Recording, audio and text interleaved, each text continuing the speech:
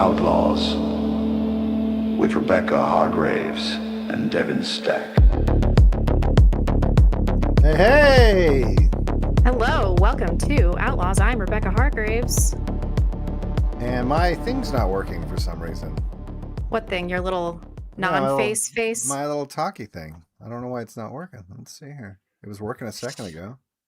We always There it have goes. tech problems. Hey! And then I was supposed to have my adjustable mic stand here today, and now I just have to like have this alien schlong in my face, hold this alien schlong to my face this whole episode. Yeah, it looks like yeah. It's black. It's blue. So it looks black. You know. Come on. So let me tell you about my trip to New York, Devon. let's hear about it. Okay. Let's everyone gather around. It's story time with Rebecca about her journey to New York. I did an event in New York. It went very well. It was my first public speaking gig ever in the history of my life. And I was so nervous and it went fine. It's amazing what a perfect outfit, what kind of confidence that will give you if you are worried about something. So it went fine, but I saw not one but two Nogs jerking it. Two. Oh, nice. Yeah, it's a multicultural hellhole there. It's so much worse than the last time I was there in 2018. Like I didn't feel like I was going to get murdered, but it looks really bad. Like the city looks really, really bad. There were places that I was in like Midtown where it was like 5-1 minorities. Well, I mean, it's not even just you got to think of it this way, unfortunately, because obviously a lot of New York, I would suspect, is tourists. And as the rest of the world gets browner, even the tourists they're not going to be like the people from Europe that like wanted to go see New York City. It's going to be the people from Ghana that wanted to see New York City. So the population worldwide is just getting browner. And so any urban area is just going to be like that. Last time I was there was I don't know, I want to say like 2015-ish or maybe like around there. And it was already pretty bad. Because, I stayed like in a not great, I didn't have much money. I stayed in a not so great part of town. But yeah, it wasn't what but where I was, I stayed in a shitty town, but where I was mostly Jews and whites because I had to go to some event. Gilbert Gottfried was there. And then I went to a bagel place, like the only time in my life I've ever wanted to see Jews, and it was Mexicans. The Mexicans like, running the bagel place. What the fuck is this? What is happening here? Anyway, the event went really well, except there was this one piss drunk Italian guy. He was so fucking shit faced, and I was like, "Who is this?" And then he's like, "Girl, let's go to this French restaurant down the street." And I'm like, "All right, like this guy's driving me nuts." He's Zig Heiling and stuff. And I find out later that it was Eric Stryker. I had no idea. Well, there you go. Eric Stryker. Drunken Eric Stryker. He was really funny, though. He's got a big personality. So everybody was vouching for him and stuff. And I was like, why? Like, what cachet does this guy have? I went through the entire event not knowing it was him. Well, there you go. And I've seen War Strike. I don't know, man. When you see people from the internet in real life, it's always like they always look different. Not bad, just different. Well, three dimensions will do that for you, Yeah. Anyway, welcome to Outlaws. Everyone's always shorter in real life, I've noticed. Like when I worked in TV, I would like I worked the morning shift, but I would see the night shift people.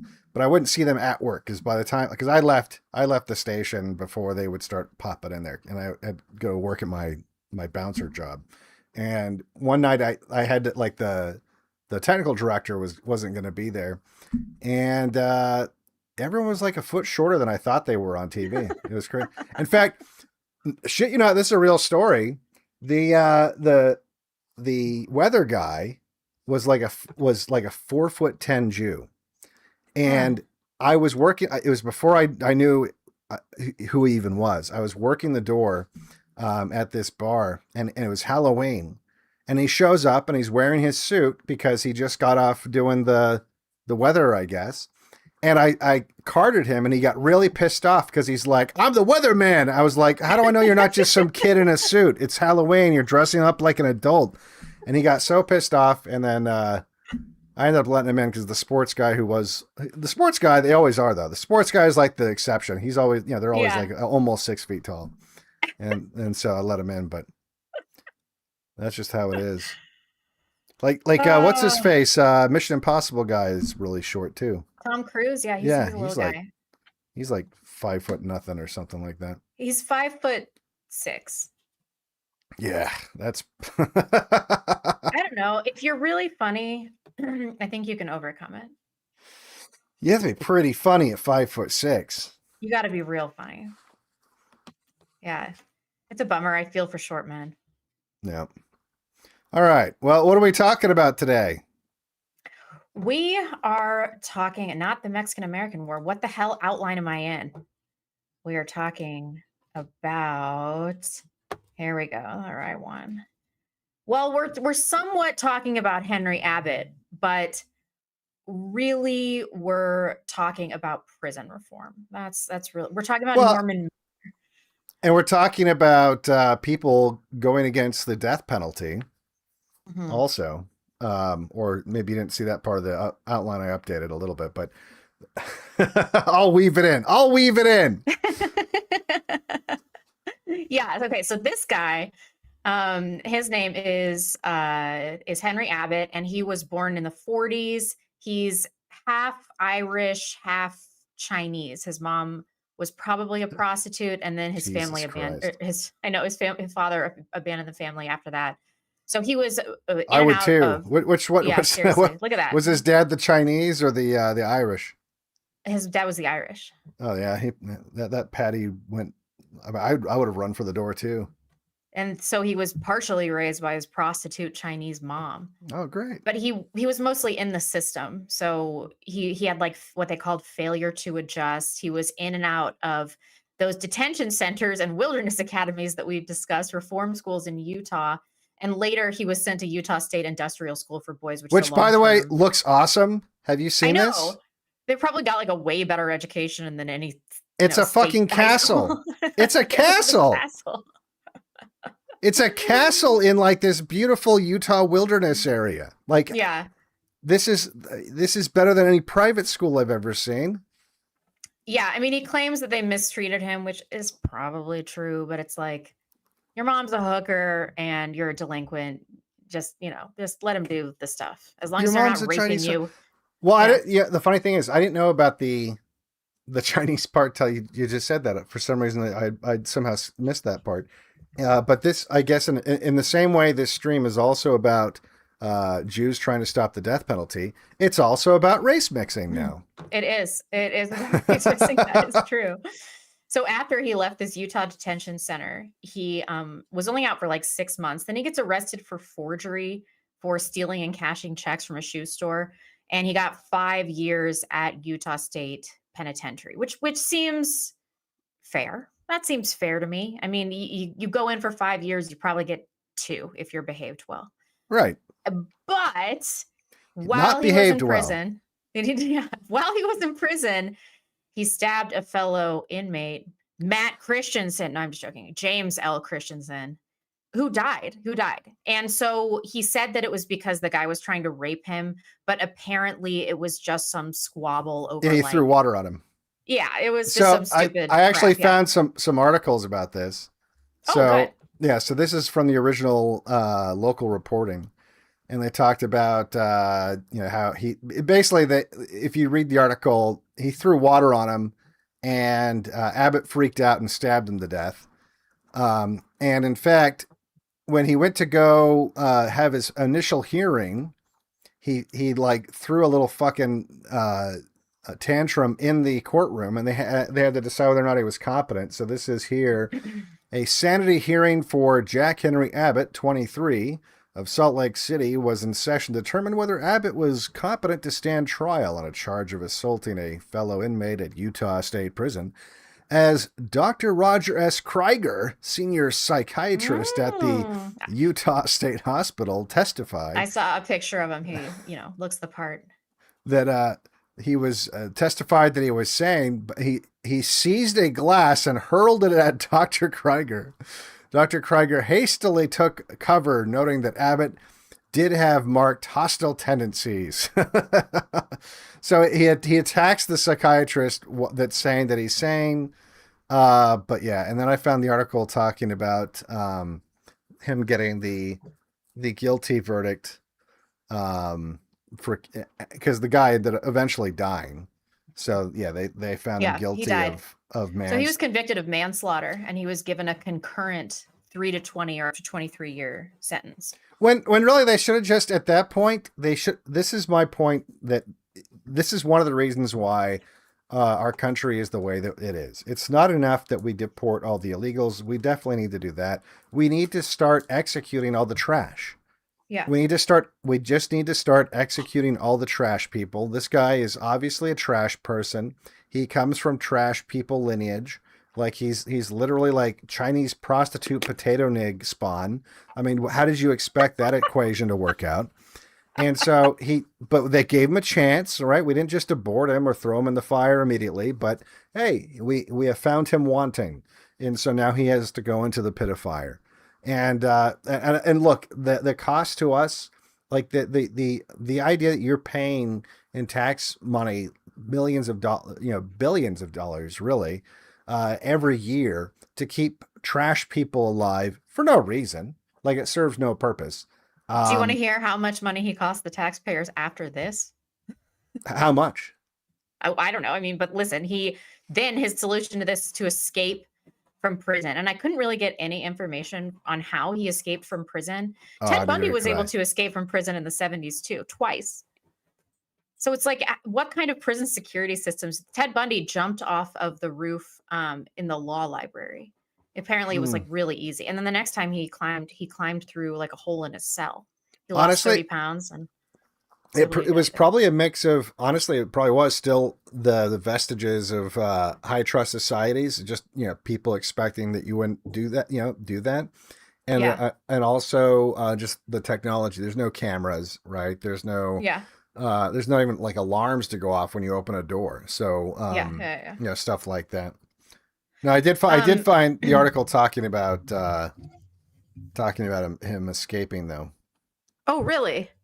Yeah, this is one. It didn't really say how he escaped, but it just says bonds totaling $200,000 have been set in Denver for 26-year-old Jack Henry Abbott, an escape from the Utah State Penitentiary. Abbott has been charged with the $2,600 robbery Monday of the Capital Federal Savings and Loan Association with $53,000 holdup of the Western Federal Savings Institution. On March 17th, Abbott was arrested earlier this week outside a Denver hotel where he had been staying. Police say they are holding two other persons in connection with the Western Federal holdup. So he started robbing banks after he got out. Yeah, and he was escaped for, I believe, several weeks. Right. And so they were on this massive manhunt for him. God knows how much that cost.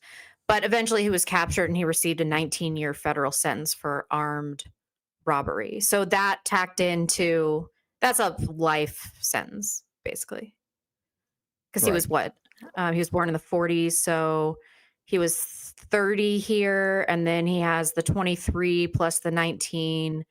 What is that? 42.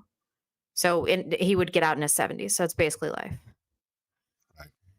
Anyway, so he begins corresponding with Norman Mailer, who we will talk about in just a moment. But he was a writer and kind of prolific in elite intellectual circles. And he had written, or he was writing about Gary Gilmore, who was another murderer. And so he had this communique with Gary Gilmore, and he wrote The Executioner's Song in 1980, which won the Pulitzer Prize for fiction. So this was like a commentary on the American underclass and institutional failure. Like Norman Mailer had a vision for how he wanted this to go, and he was picking people that he thought would fit his pre-existing narrative of prison reform. Because he thought that criminals were made, not born. We'll talk about that in a little bit. But Gary Gilmore, he, over 2 nights, he shot a gas station attendant twice in the head at close range while he was lying on the floor.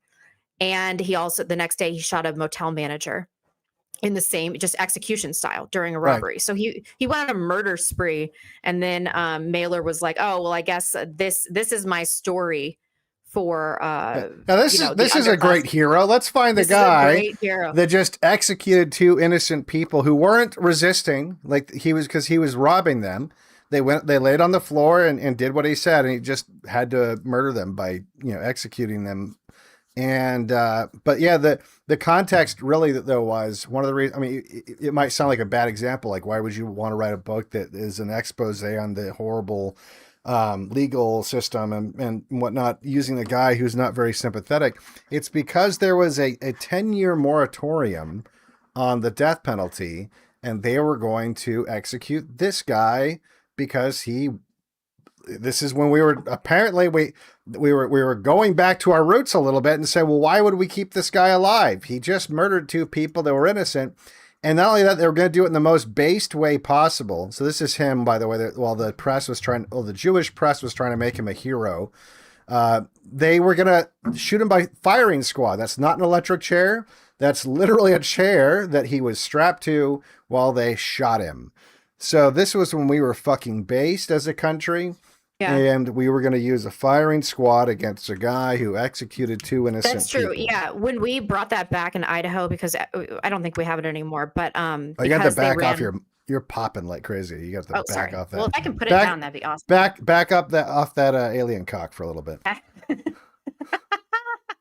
Okay, so when we brought this back in Idaho, or we were going to something like that because they ran out of the drug for lethal injection, I learned that they do this thing where not everybody has a live bullet. It's like 7 guards or whatever.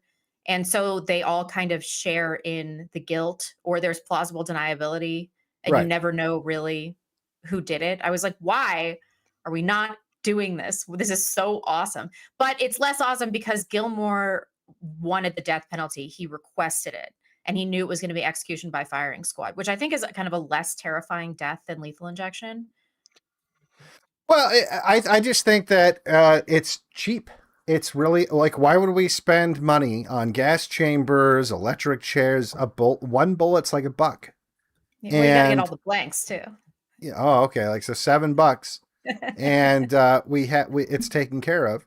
And look, I promise you that you'd be able to find people that would volunteer to do this. It's not like you'd be forcing people to do something that they'd have to forever live with the nightmare of having killed a murderer. Like, there'd be people itching to do. I would sign up. Sign up. And would you really? I would absolutely. I'd sign up for all of them. I'd be on the waiting list. Wouldn't that mess you up? No. How would that mess me up? I would shoot rapists. I would feel so guilty for shooting rapists in the face. Yeah, I don't want that in my brain. Because you're still taking a human life. I understand. No, you're not. I agree with you totally. No, you're not. I don't have it in me. No, they're downgraded to like not human at that. I would kill so many people given the opportunity. I don't know. One time I ran over a possum. And that's different though. I still feel bad about it. And it ran in front of my car. It wasn't really my fault. If that possum raped people to death, you probably wouldn't care though. That's the difference.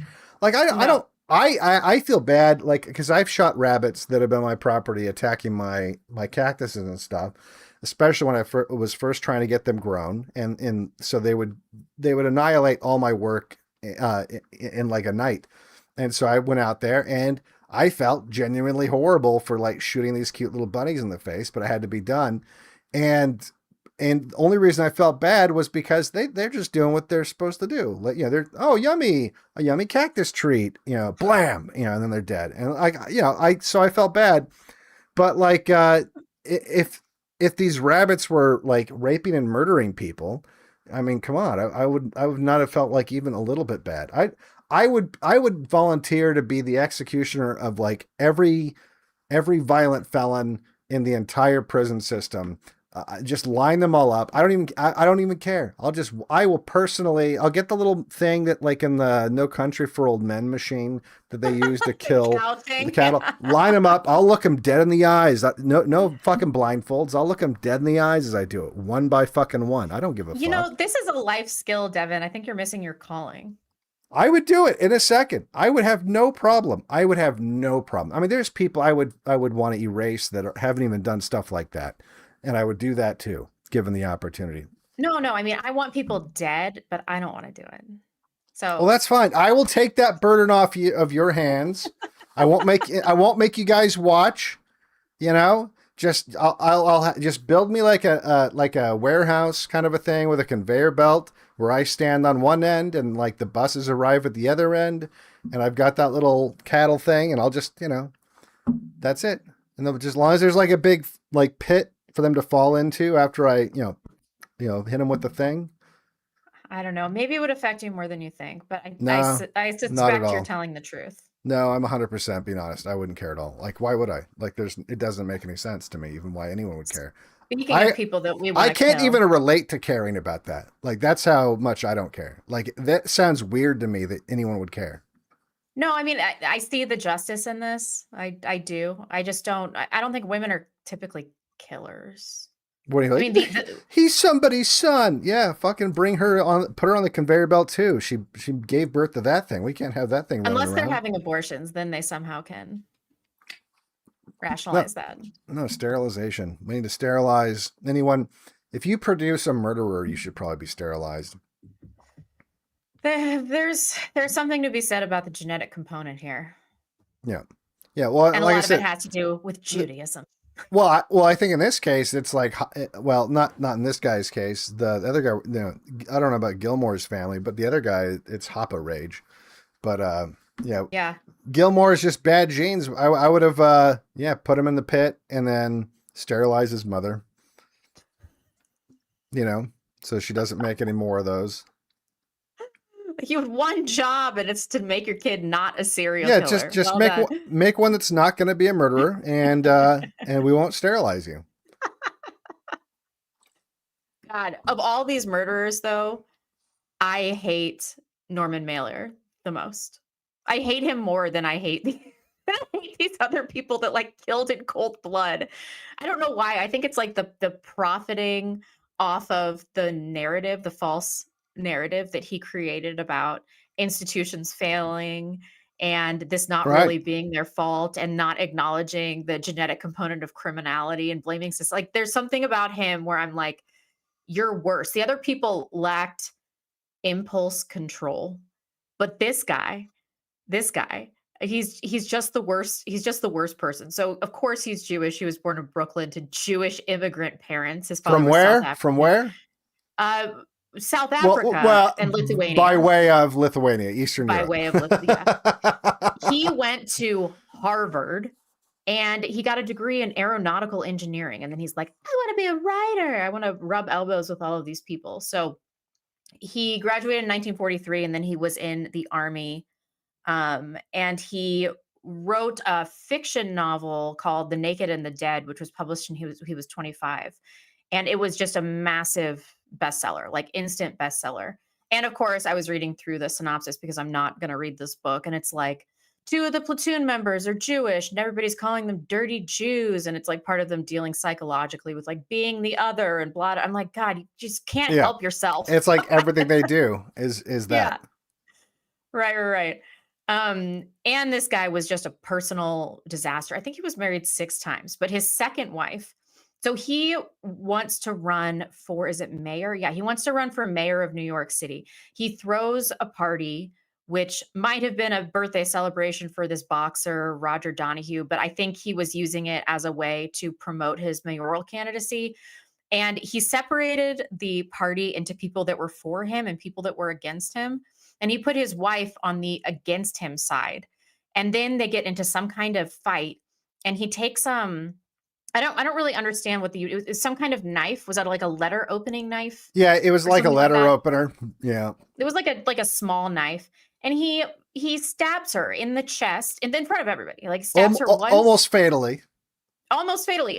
Yeah. So the first one, and this is Norman Mailer. This is not one of the convicts that we were just discussing. This is the author that was corresponding with the convict. Right. Yeah. He stabs her in the chest. He might have punctured her pericardium, her cardiac sac, or like got really, really close, like almost right in the heart. And then he stabs her once in the back. And then people are trying to help her. And he's like, get away, let this bitch die. And everybody's no, that's an actual quote. Get away from her, let that bitch die is like an actual quote. Yeah. So another Jewish psychiatrist. I don't know if you have a picture of this guy, but I'm sure he's really Jewy. Conrad Rosenberg. Well, here's the thing. So this would have been like a career-ending felony. Like this would have been like attempted murder. This would have been a stain on his record forever. But what happens? He goes to a Jewish judge and a Jewish defense attorney and a Jewish psychiatrist, and they sweep it all under the rug. They swept it all by he's homicidal and suicidal and can't distinguish between fiction and reality. So they threw him in the loony bin for a little bit and got the charges lowered. And then also his wife that he had almost stabbed to death refused to cooperate she survives, with the authorities. And she's like, I'm not going to charge him because he's this intellectual man and his temper just runs hot. She goes in the pit too. Sure, she's Jewish. Right. Absolutely. Anyway, he also co-founded the Village Voice. Yeah. Co-founds the Village Voice. He covers the Kennedy campaign, the Pentagon March. He does all of this radical political activism in New York, and he was talking about city secession, so that they no longer had to be a part of. He wanted New York to be like its own little state, basically. Yeah, because at the time in New York, you still had enough normal white people in the rural areas to where it had political consequences when it came to state elections. Yeah. And so he was trying to basically secede as like this little communist Jew city. Like literally, that's what it was. Exactly. So that he could hang out with his Jewish writer friends and they can do all of this true crime. Truman Capote did this with In Cold Blood, and I love that book. But he was so sympathetic to the murderer that truly in cold blood wiped out an entire family, like trying to understand his mentality. It's like no, he broke into a nice family home to get like pennies on the dollar, just to get like so little money from the safe, and then just murdered an entire family in cold blood. And the entire book is about unraveling, like the more emotional, the softer parts of his psyche. And it was just too kind to the murderers. And it's like, I understand where you guys are coming from. True crime is very interesting. But this thing of trying to understand somebody that lacks humanity, lacks impulse control, and to humanize them, it seems like a fool's errand, and it's totally misguided. We don't need to have sympathy for these people. No, they just need to go on the conveyor belt. Yeah, totally. He was a prolific writer, though, Mailer. He wrote 40 books, fiction, nonfiction, biography. He was into this class of novels where he was kind of blurring the lines between fiction and nonfiction, which I don't particularly like. I think that's probably just a way that you can lie. Yeah, that's what it was. It was post World War II propaganda. That's why he wrote wrote them as fiction, so he could put like weird, crazy Jew lies into these stories about World War II. And it was like Schindler's List. Yeah. So he wrote a bunch of books. You guys can look it up. None of them are really worth mentioning. Some anti-Vietnam war novel, and then he wrote an interesting essay called "The White Negro." And so I was reading about this today, and the entire premise, it's like about white hipster culture and how it lacks the spirit of humanity because it's not as close to truly living as Black culture, which is rooted in like sex and jazz and violence. And like, that's the truth of life. And so it's just ass kissing Black people because he thinks their primitive nature makes them more alive, more human. I'm like, really? Because that's exactly what makes me think they're less human. Like, you shifty Jew. Yeah. So anyway. He was promoting, basically it's literally it's a promotion of Negro worship, that was very appropriate for the era, and it's left lasting marks. I mean, you can see it even with the new generation. A lot of people still preferring black culture over white culture and having little black heroes and this was big, this was big time, beginning in the 60s, right in the melee of the civil rights movement. So he was just one of many Jewish activists trying to get white America to embrace black culture. Yeah, and I noticed that Jews, they often tell the truth when they're trying to lie. And so he actually got a lot of criticism for his racial consciousness, they were calling it, because they were saying like, well, you are accepting that Black nature has primitive elements, and that in and of itself is racist. So I thought that was very, very funny how he was being eaten by his own for what he thought was like a really woke, going to be a well received take on race. Anyway, so he was married 6 times. He had 8 kids. 8 kids. I think one was adopted though. And he was just a drunk drug user, public feuds. Somebody in the live chat I said he got in some kind of fist fight with Rip Torn. Did you come across that in your research? I didn't see that. No, but he was an actor too. Like he unsuccessfully worked on in writing and directing positions, and then I know he played roles. In fact, I thought I had. Let me see here. I thought I had written down some of these. Yeah, so he had a movie called Tough Guys Don't Dance in 1987. Let's see here. Mailer wrote and directed this over-the-top neo-noir based on his own novel. It features Ryan O'Neal, Isabella Rossellini, and some of the most ridiculous melodramatic dialogue, frozen stiff acting, and campy plot twists of the 1980s. And that's saying something. If it's some of the campiest stuff of the night, like the campiest decade of all time. Severed heads, torrid affairs, and lines that sound like they were written while drunk. Critics and viewers have long called it so bad it's good. Unintentional. Oh, Yeah, I hate that when it's just bad actually. yeah. Yeah. So yeah. Do you watch Red Letter Media? No, what's that? Oh, those guys are great. It's a movie review channel that I've been watching for a super long time. But they have a show called Best of the Worst where they just watch bad movies. I always skip it. I'm never gonna watch this. Why bother? Yeah, I've never subscribed to the whole "it's so bad it's good" thing. It's like no, it's like No, no one says that about food. No one's like, wow, this dog shit salad is so bad. It's starting to grow on me. Like no one says about anything else. And so I don't understand it because like it actually hurts my brain when like I'm consuming media that is awful. Yeah. I don't understand being entertained by it. Well, how does this relate to Abbott? We should get back to that. Right. So he starts corresponding with Abbott, and I think the letters have been published somewhere because apparently they were They weren't really just interesting published. and well written. Oh, I know.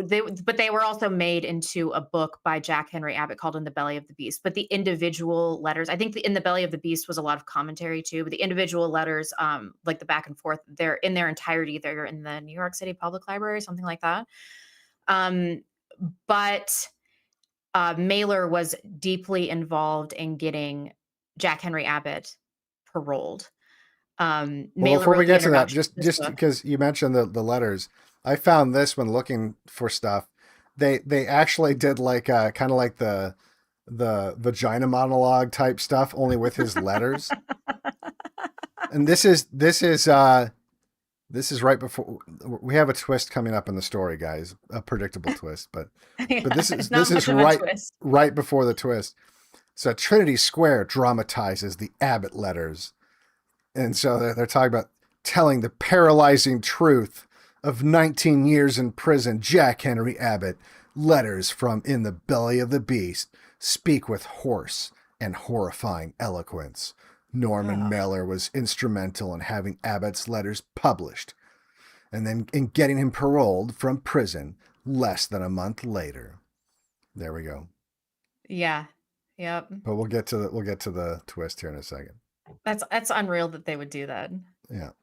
Well, it's not. I totally believe this. But he didn't analyze Abbott as in terms of recidivism. He didn't care about that. He was just like, is this because he grew up and he had this dysfunctional childhood and he was in and out of the system, like he's my guy. This is the guy that's going to tell my story about prison reform. And Right. he seemed unconcerned, totally unconcerned about recidivism. It's like, why would you do that? Because as soon as he relapses into previous behavior, it discredits Norman Mailer entirely. So like you really, really should be choosing people that you are pretty convinced are not going to slide back into old behavior. Yeah, but a lot of times these Jews are short-sighted. Like as much as they often do appear to have these long-term goals that they're willing to, because of their ethnic solidarity, invest the time into. A lot of these guys who are on the, I mean, because here's the thing: there's no explicit plan. They're all like emailing each other and following. It's not like Norman Mailer, has like a specific role that he's playing that's handed down from Jew Central. It's just Right. it's in response to a genetic, biologically coded behavior that he's just acting in the interest of his people. And so you're going to have those that just don't, that fuck up. And this is kind of, but if you think about it, there's never any consequences, right? Right. And it's not just Jews, it's just the left generally. They have a really bad track record of picking martyrs that aren't actually just horrible people. Whether you're Yes, talking this about was George early Floyd Innocence Project stuff. This Right. was. Right. Yeah. So, yeah, innocent projects, the same thing with the, what's his name? What's his name? What's his last name? I forget. Avery. Yeah. Stephen Avery or the West Memphis 3, like you have, I mean, this is the same kind of a thing where in fact, the funny thing that he brought, because he did have connections in Hollywood, he brought in celebrities like Christopher Walken was involved in trying to promote the idea that this guy should be freed from prison because he was, given a raw deal and he was the product of society and we should give him a second chance and so all this. Dude, couldn't Christopher Walken stay out of it with his involvement with Natalie Wood's death? It's like after that, you shut your mouth and you just don't involve yourself in anything related to criminality. Shut up, dude. Although he Or- probably had nothing to do with it.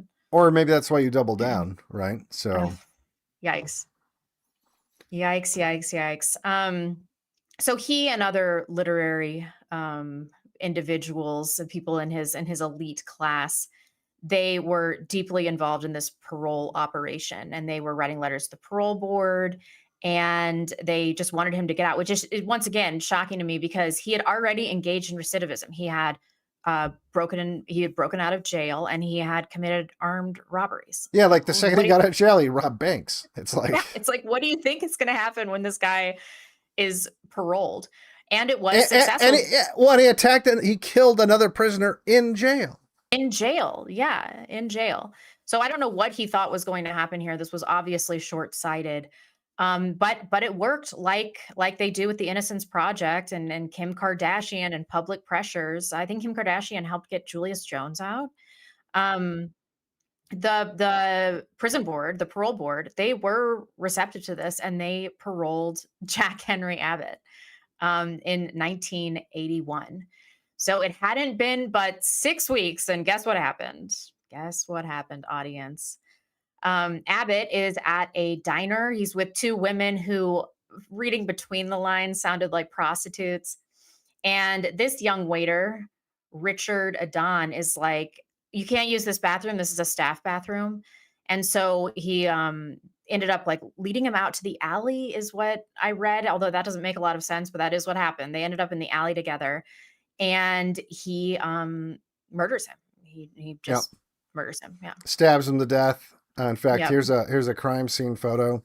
Oof. So a lot of blood, let me move it so people can see all of it, I guess.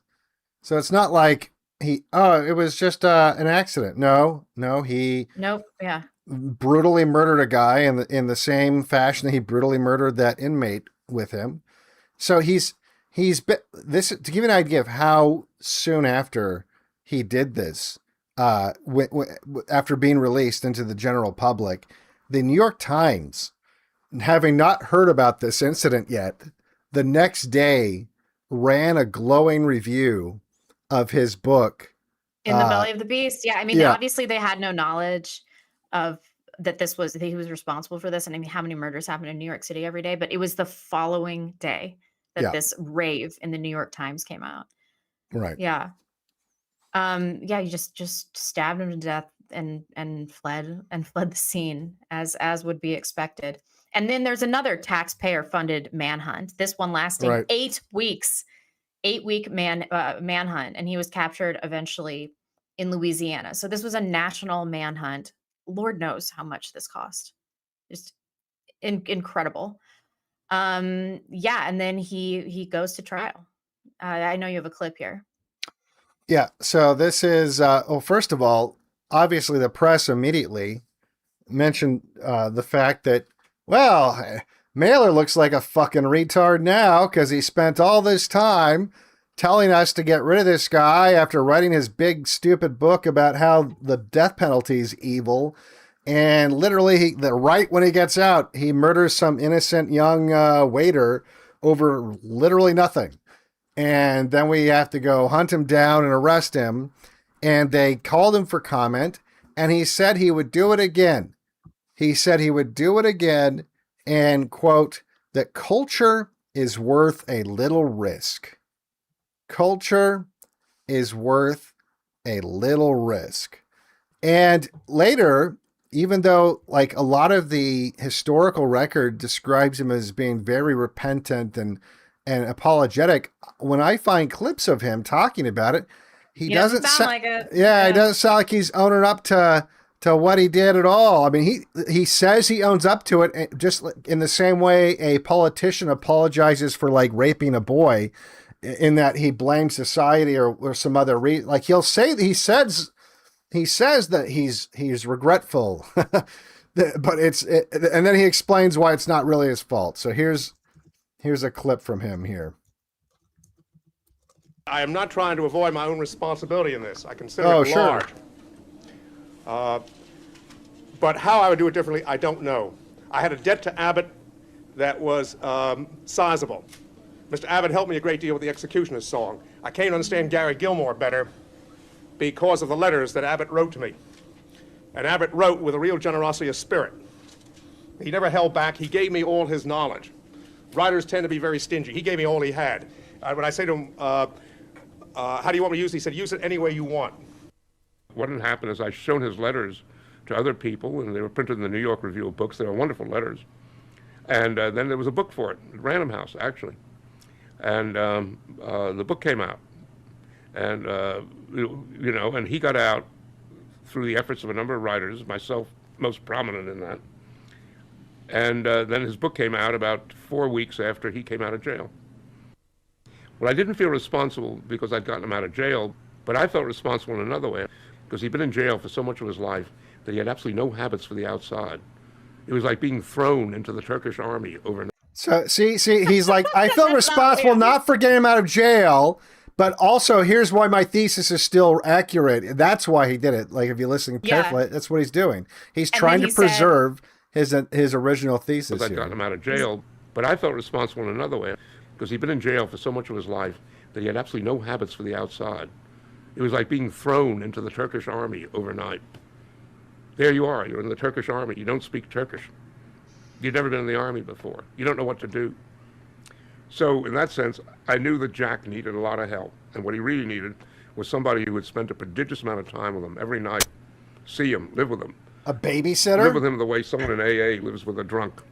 You see, they're not only the big brother for the drunk, but they're with that drunk every minute that the drunk needs them. I wasn't doing that. Or just execute him. When the crime occurred, because I had just been hoping things would work out all right, when the crime occurred, I knew that I had a responsibility on that one.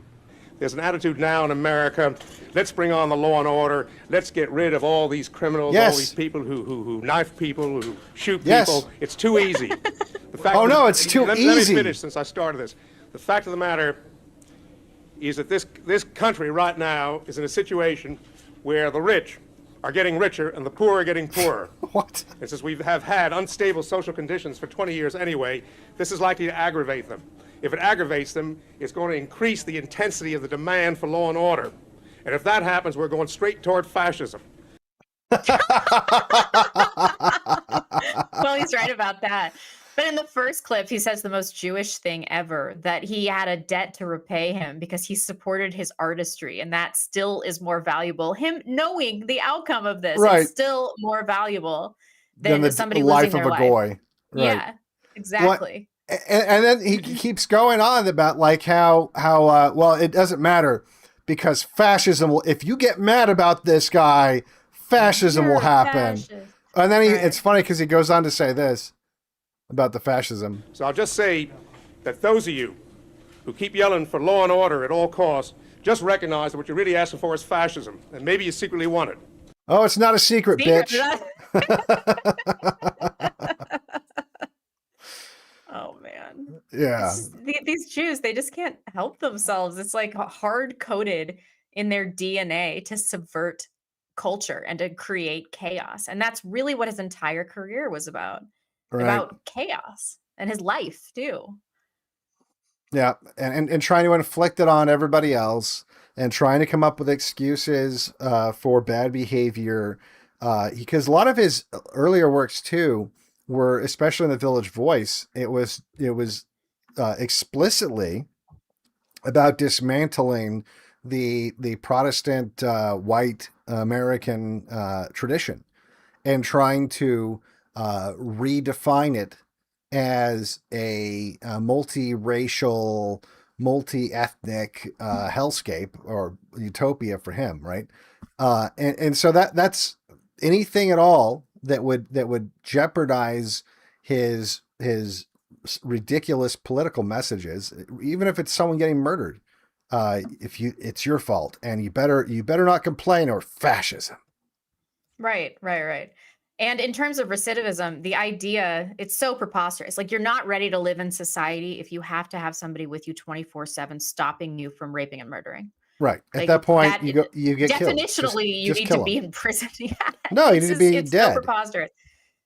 Like, why would And AA sponsors are not with you 24/7. That's also not true. You think your AA sponsor just moves in with you when you're trying to get sober? I've never heard of that happening. Well, it's just that if you can't be trusted to not rape and murder, there's no reason to keep you around. Like, there's no reason. And there's a lot of reasons, too, specifically, you might rape or murder someone to get rid of you. And so I just don't understand. Like, we have come to a point in society where just nothing makes any sense anymore. It just doesn't add up. Like, why don't we just put these people in a giant blender and use it to fertilize crops or something? But just anything but what we're doing. I mean, this is it's unbelievable that we spend millions of dollars to keep murderers locked up, and that we even give the opportunity for these Jewish legal organizations to try to free them. Yeah. Yep. It's just an outrage. But he always reverted to form. That is something I can say about Norman Mailer. He was consistent until the day he died. He was always like this. What a bastard. In terms of Abbott, of course, he had to go back on trial. And he was convicted of first-degree manslaughter, which I don't know why he would be acquitted of murder at this point. I don't know. Of course, I'm no, sure it was Jews were involved in this. no, they really were. So what happened was Mailer got involved with his Jewish friends and argued and testified at the court that it was basically, once again, it was his same thesis, that he didn't you can't give him second degree murder because that implies there's some premeditation, and really he was just reacting after years of being in an environment where that's how you have to operate, where if someone doesn't let you use the employee bathroom, you have to kill them with a sharpened shiv or something.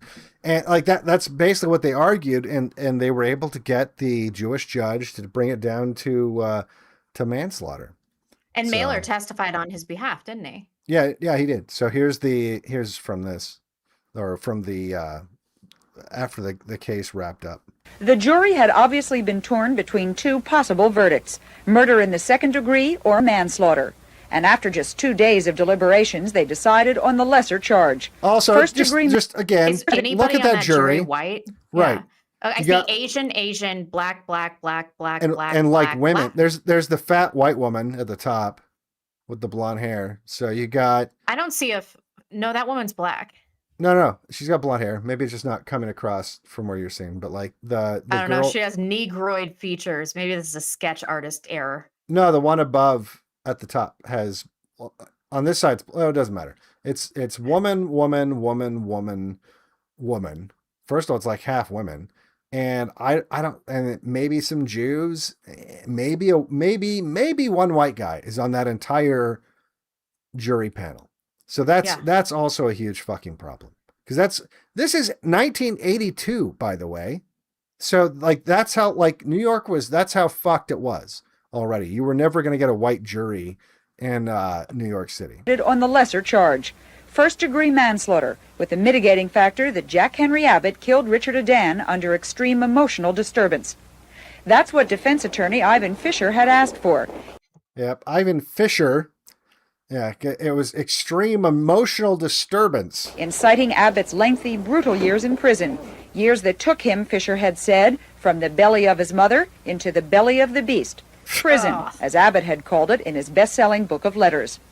For prosecutor James Fogle, who had called for the murder conviction, saying Abbott was a dangerous man who liked to kill, the verdict had to be a disappointment. Even though, with remaining years Abbott owes because he fled before his parole, he could still get life imprisonment. After the verdict, author Norman Mailer, who helped Abbott get out of jail before, said he thought it was a fair decision. The fact of the matter is that just technically, it's very hard to believe that there was intent to murder as such. In other words, that there was a premeditated murder, which is what murder 2 involves. Sentencing will be February 24th. Until then, Jack Henry Abbott remains in jail, in isolation, as he has chosen. Okay, that's such bullshit. I've heard of so many cases where premeditation can mean a second where Right. you're pulling out a gun or a knife. And that's Right. the premeditation. Obviously, this was a premeditated murder. They walked all the way down the alley. He isolated the victim, Right. and then stabbed him to death. This was not this was not manslaughter. Yeah, manslaughter is like you accidentally like back your car up over someone, and you're not paying attention. or you punch someone really hard and they hit their head and And then they die, right? yeah, die, and you're just like, fuck, I would have, glass jaw, Yeah. so Yeah, exactly. Ugh. Anyway, so he published another book. This is Abbott, My Return, which of course was less successful. well, and the And- entire book was basically just him whining about how he was in jail, how it wasn't his fault, Right. and using all the same Jewy arguments. And by this time, no one really gave a fuck about him. Like his 5 minutes were over, and so it didn't really sell any copies. And so his Right. basically just came and went without anyone really noticing. Did Mailer advocate for the book? Was he trying to promote the book in his testimony? What, the second book? Oh, you The mean first book. when he was like the belly of the beast? Yeah. Yeah, I think so. Probably. I mean, the fact that he was That's still the most using Jewish that. thing he's Yeah. ever done. You might say he was in the belly of the beast. Available at stores everywhere. I know. He probably got rich from that too. The both of them. Oh yeah. Um, So the family of the victim, they initiated a civil suit, and they were awarded millions in damages, which they obviously never thought. I think it was $7.5 million. They never thought they would get from Abbott, but they were able to get the proceeds from this book, which wasn't well received. I wonder why they didn't do this initially. It's funny that all he Because got. the guy hadn't been murdered yet. I'm retarded. Never mind. You know what he got from the Jew book, the book that he helped Mailer with. What? Just guess how much money he got from that book. Was it an astronomical sum? No. I think a Jew would give you an astronomical sum for helping. Oh, I don't know, $1,000 then. Like pretty much, it was $1,200. Really? Yeah, the Jew gave him $1,200 for all of his necessary work on the book that he the first book that he worked on. Wow. Well, he probably had a good year with the commissary. With his $1,200. Yeah, he didn't run Yeah. out of cigarettes that first year. that first year. Yep. Of course, his parole was denied. I shouldn't say of course, because, who knows at this point. Because he had total lack of remorse, which was evidenced in the book that he wrote, his ridiculous criminal record, and he was still, having disciplinary problems within the jail in the interim period. So he whacked himself. He was found dead in 2002. Hung himself. He pulled an Epstein, right? But he actually probably did kill himself. With like sheets and Right. shoelaces. And Although the whatever else you family can fashion. still claims, that he didn't kill himself. Why Like would the they si- think that? I Like, don't who's know. going to kill him at this point? Right. Well, the sister, I think, and like I think the crack whore mom were upset that they didn't investigate it. He wouldn't have killed himself, and it's like, I don't know why not, but Well, who cares? He was yeah, who 60 literally and he had killed a cares? bunch of people. Yeah. Yeah, I would have killed him a long time ago. He's lucky he got all that extra time. So that is the story. That is on the Abbott story. and Mailer. Yeah. So and it's funny because that has gone on to be a demonstrably repeated behavior of Jews in the legal system, where they go out, they seek out obviously guilty people, and they put a lot of resources into fundraising and campaigning with celebrities who are just fucking retards, and getting the public riled up and convince them to release people who are guilty, and convince them that the legal system isn't even capable of putting guilty people in prison, and which furthers, or that feeds into this narrative that is, obviously got very extreme around the George Floyd riots, where they were talking about abolishing police. Yeah. And that's what this was, the beginnings of that. This was the kernel of this kind of social commentary. And it's funny because, like, again, every case they used along the way was just obviously ridiculous. And so, this is just, and it's just one more example of Eastern European Jews whose family came to America around the turn of the century and immediately just started fucking everything up. Yeah. Yeah, exactly. And getting rich doing so And is so rich. the amazing part of it. It does reassure me that his credibility was tainted and that he lived a life of chaos. Like, he was always a kind of a joke to people. I don't think he was really taken seriously. I mean, he was when he was 25 and he Right. released his first novel, but after that, I think his career kind of descended into absurdist takes. But And this here's did the problem. damage prison reform, the prison reform narrative. But here's the thing, though. He was able to raise millions and millions of dollars in generational wealth that then went passed on to his 6 different children. He had 8 children. Or I'm sorry, 8 different children. Yeah. And so now, and I don't look, we didn't look those people up, but it's hard to imagine that he gave birth to a bunch of non-subversive Jews. You basically have eight Jews out there with a blank check and a pedigree to some extent that leftists will. I mean, even though in the mainstream, maybe not so much. If you are the son or daughter of Mailer and you go to the right institution, that's going to get you places already. So that's the problem.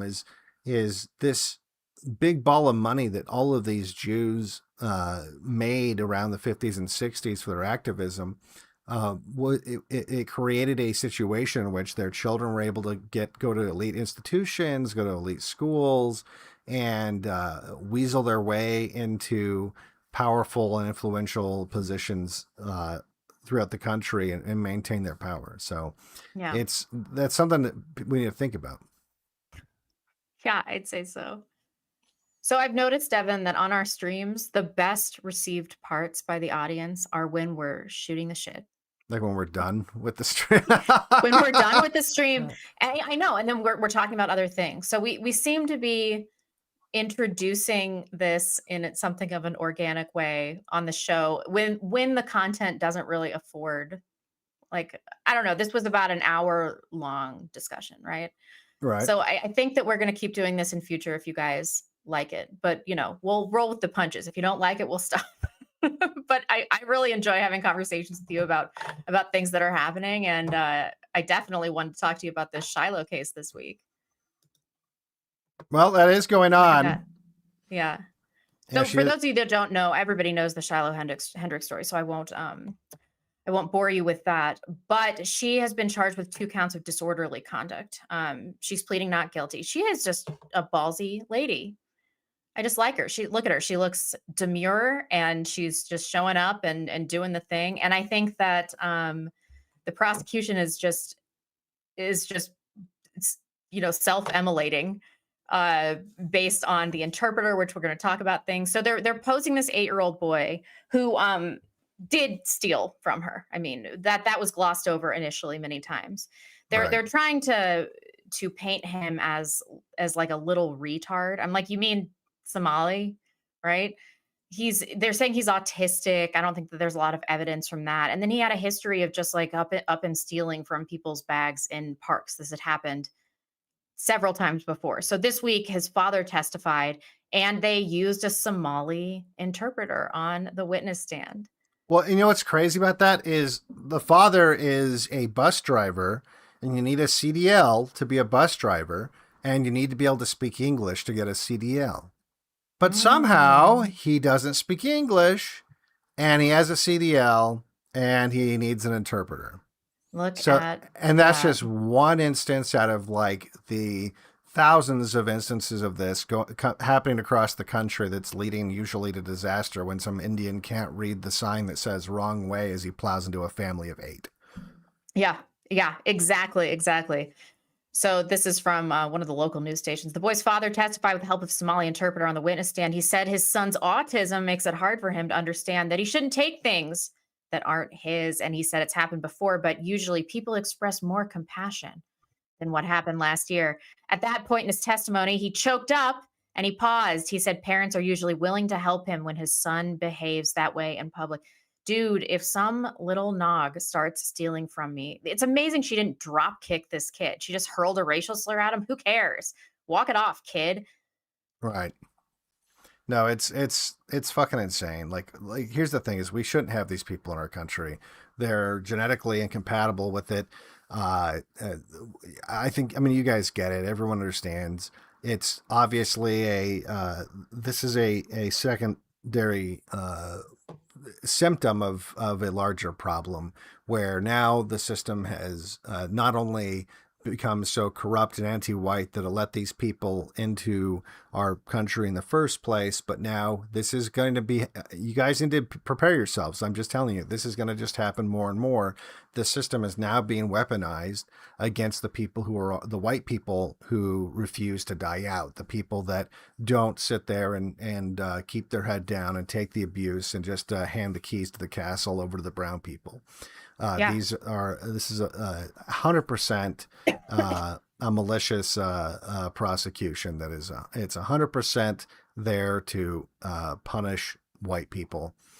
I wanted to read this real quick part of it. This was a tweet from Daniel Concanon on Twitter. He's at Too White to Tweet, if you want to follow him on Twitter. But he started talking about how they're using the fighting words doctrine. And so this was right here. No law was ever passed restricting the First Amendment in cases of fighting words. Rather, fighting words doctrine was established as case law by the Supreme Court in Choplinski versus New Hampshire in 1942, stripping First Amendment protection when words, quote, by their very utterance, inflict injury or tend to incite an immediate breach of peace.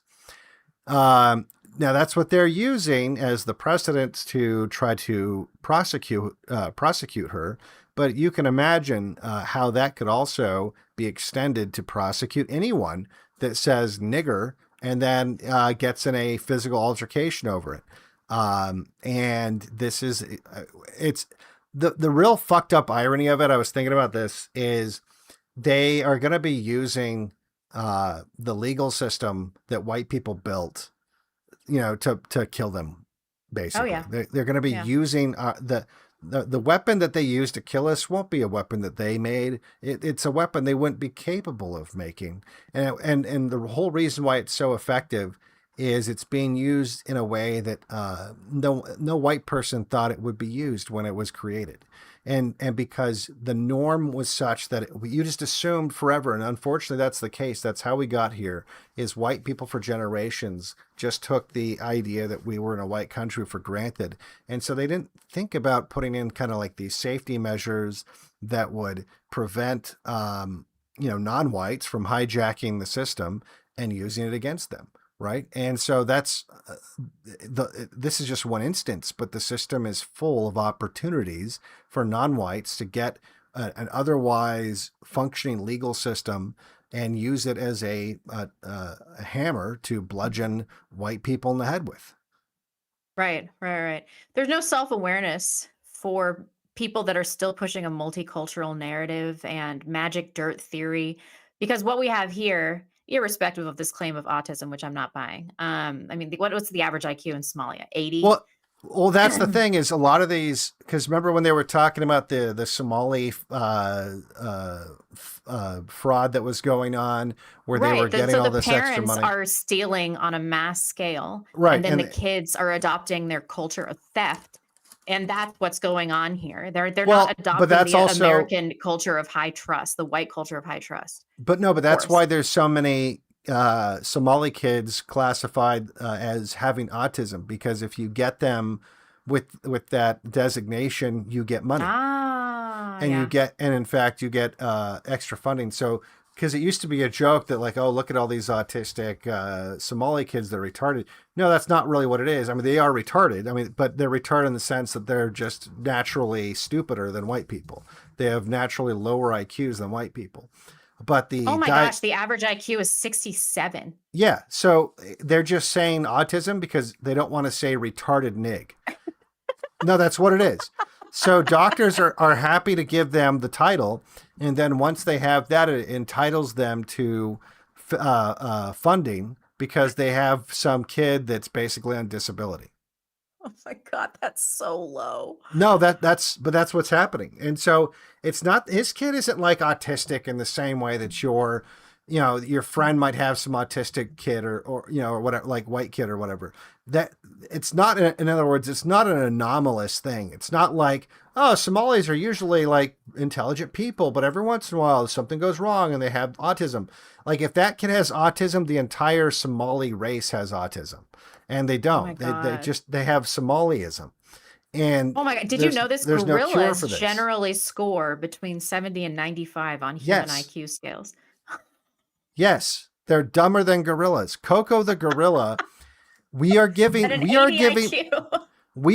people the right to vote that score lower on IQ tests than Coco the fucking gorilla. Oh my God. What could possibly go wrong?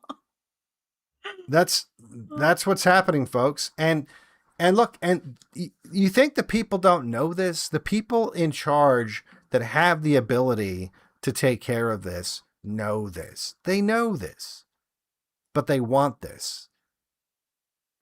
Oh my God. I did not know that about the gorillas. Yeah, no, gorillas score higher. Not every gorilla, but there's like the standout, like Coco. Like Coco was the top. No, but gorillas generally score between 70 and 95. That means that they're one standard deviation higher than the average Somali. Yes. A gorilla. And not just Somalis, by the way. Look at the average IQ of places like Honduras. Let's see. I bet it's really low. Honduras IQ. I think the lowest average IQ is Nepal. There's IQ in Honduras is 81 to 84. It's really low in Haiti. Well, maybe it wasn't Honduras I'm thinking of, but there's Central America has some spots where it's like, yeah, Haiti is also really bad.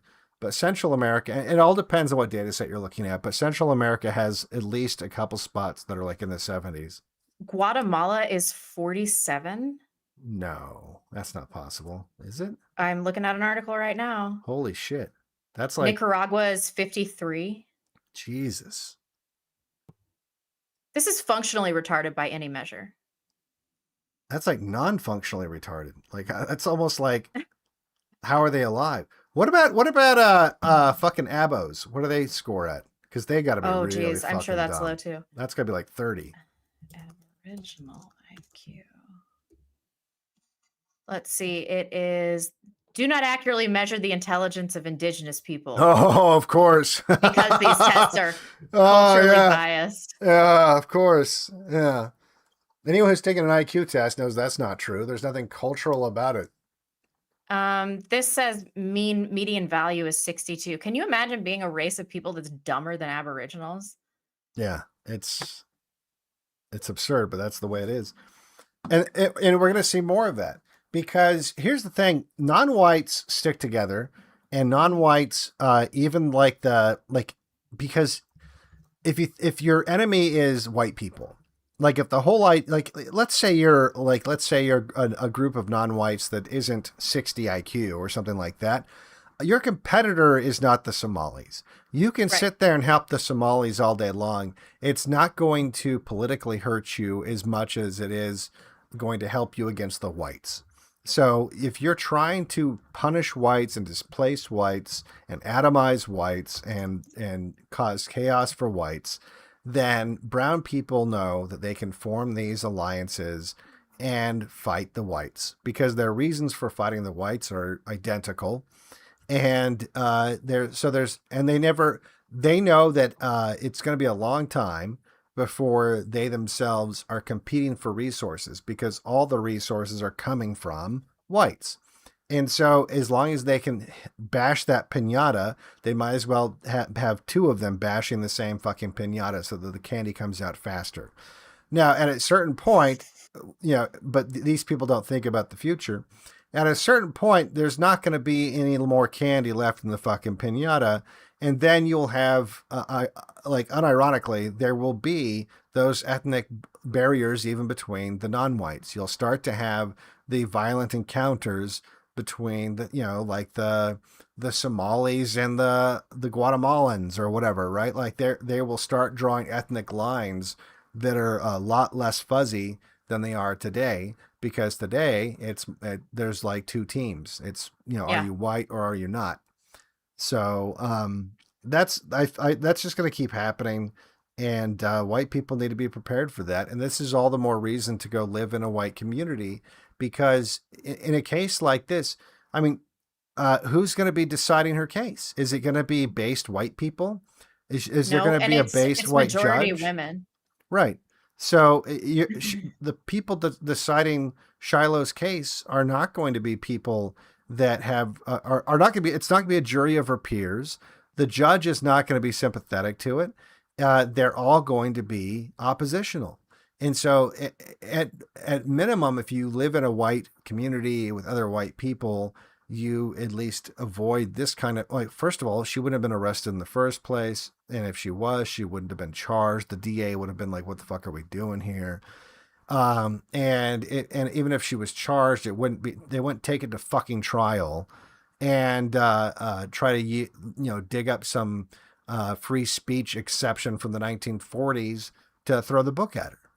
And that's what they're doing. They're going to keep doing that, and we'll keep up with the case and see where it goes. I hope that she's able to, I hope she's got good enough legal representation to combat this. But unfortunately, at the end of the day, you could have the best legal representation that money could buy, and it doesn't matter if you have retards running the legal system, retards that hate you running the legal system. I'm hearing a lot of people like, oh, it's just disorderly conduct. It's like, well, this is a symbolic it does trial. This time, obviously.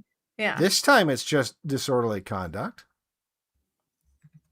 I don't know. We've had some wins. Kyle Rittenhouse, Nicholas Sandman. I mean, we might. Well, here's the thing. In both of those situations, though, neither one of them had any, they're literally race blind magatards. Yeah. Like that's the thing, is had they been explicitly pro-white in any way, I don't know that it would have shaken out the same way. I mean, that's the way that they were portrayed in the media, as like, oh, Nick Sandman is like this white supremacist that hated Indians. And it's like, no, he wasn't. He's literally just like some white Catholic kid who probably loves Israel, you know? So it's like, no problem there. And then the same thing with Rittenhouse. Rittenhouse is, I don't, unless he's changed, I mean, certainly around and even immediately after the trial, was very anti-racist and was, didn't appear to have any kind of racial solidarity whatsoever in any of the statements that he had. He didn't know that these were, that guy was Jewish, for example, or anything like that. He was just like a normie white kid, a normie MAGA white kid that got in a bad situation. Whereas this case is different, where Shiloh made, she made it clear exactly where she stood, and she stood her ground, and that is what they punish people for doing. So yes, exactly. It's entirely possible. And again, the stakes are not as high necessarily as they were with Rittenhouse. It's not like they're going to, convict her for murder and put her under the jail. But you might be surprised what kind of sentencing. Like, it doesn't mean she won't go to jail. She could go to jail in a otherwise harmless kind of a disorderly charge. There is, who knows what they can, like what kind of leeway that judge has. Yeah. In terms of sentencing. In fact, I kind of want to look that up. What is let's see if I can find out what kind of maximum sentence that she faces here. I think it's a fine.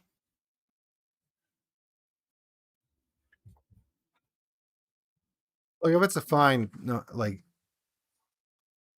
that's not as bad. But the problem with when you take it to court, that sometimes leaves you open to harsher outcomes. Yeah, there is prison time. So she could go to jail for 90 days and have a $1,000 fine per count. So it's 2 counts, yeah. So yeah, they could put her in jail for half a year. The $2,000's not a big deal, obviously, but still, I mean, she's a mother. She's gonna be put in a women's prison with a bunch of negresses that know that she's the white bitch that said nigger. Like, how do you think that's gonna go down? Badly. I think it would go badly. I think that she would have to be in solitary confinement for her own protection. Yeah, and they're not gonna do that either. And even if they did that, that's going to leave a mark. That's not like insignificant to take a mother away from her children and lock her up in a box for 3 months. No, it's 6 months because it's 2 counts. Because of the 2 counts. Yeah. So that's, babies grow a lot in 6 months, and they need their mother that entire time. So they're going to be her babies will be deprived of their mother for half of a year. That's going to permanently affect them. They're young too. I think she has young kids. No, she absolutely does. So it'll permanently affect her children. It's going to permanently affect her relationship with her children. It's going to permanently leave a psychological mark on her. Like, it's funny, we're all worried, like all these fucking Jews are worried about the psychological effects that prison has on a murderer that execution style murders 2 people for no fucking reason. But no, I don't see any Jews piping up about this and wondering about the psychological impact of this. So it just goes to show you, they don't give a fuck about psychological impact and at all.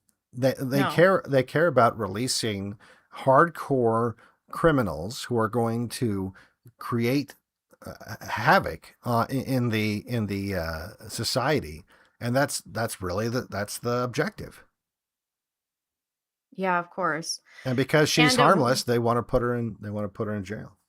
As a society, we shouldn't at all be concerned about the emotional welfare of a Somali child.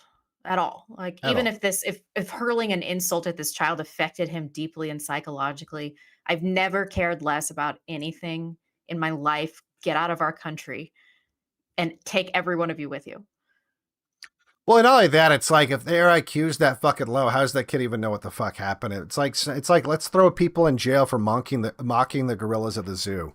You know, Yeah. like let's go around. Let's arrest all the kids that go up to the monkeys in the zoo and go, ooh, ah, ah, ah. Like, oh, you're causing emotional harm to that gorilla. He's never gonna get over it. That gorilla doesn't know what the fuck's going on.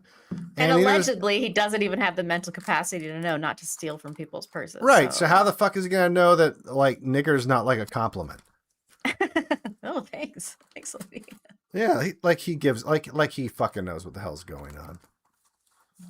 So yeah, these people, you need to get away from them because we're clearly the political system is unwilling and unable to remove them from our society. They won't even get rid of that senator woman who married her brother to get into. I mean, if it like that shows you how little reverence there is for the not just the immigration system, obviously, but for even just the political system. If you're going to have someone that you know committed fraud to come into the country and allow them to be a senator, then there's illegal immigrant representatives in California, or at least one, and so it's like, what? Yeah, it's not going to stop. It's not going to stop. White people need to figure out that it's not going to stop.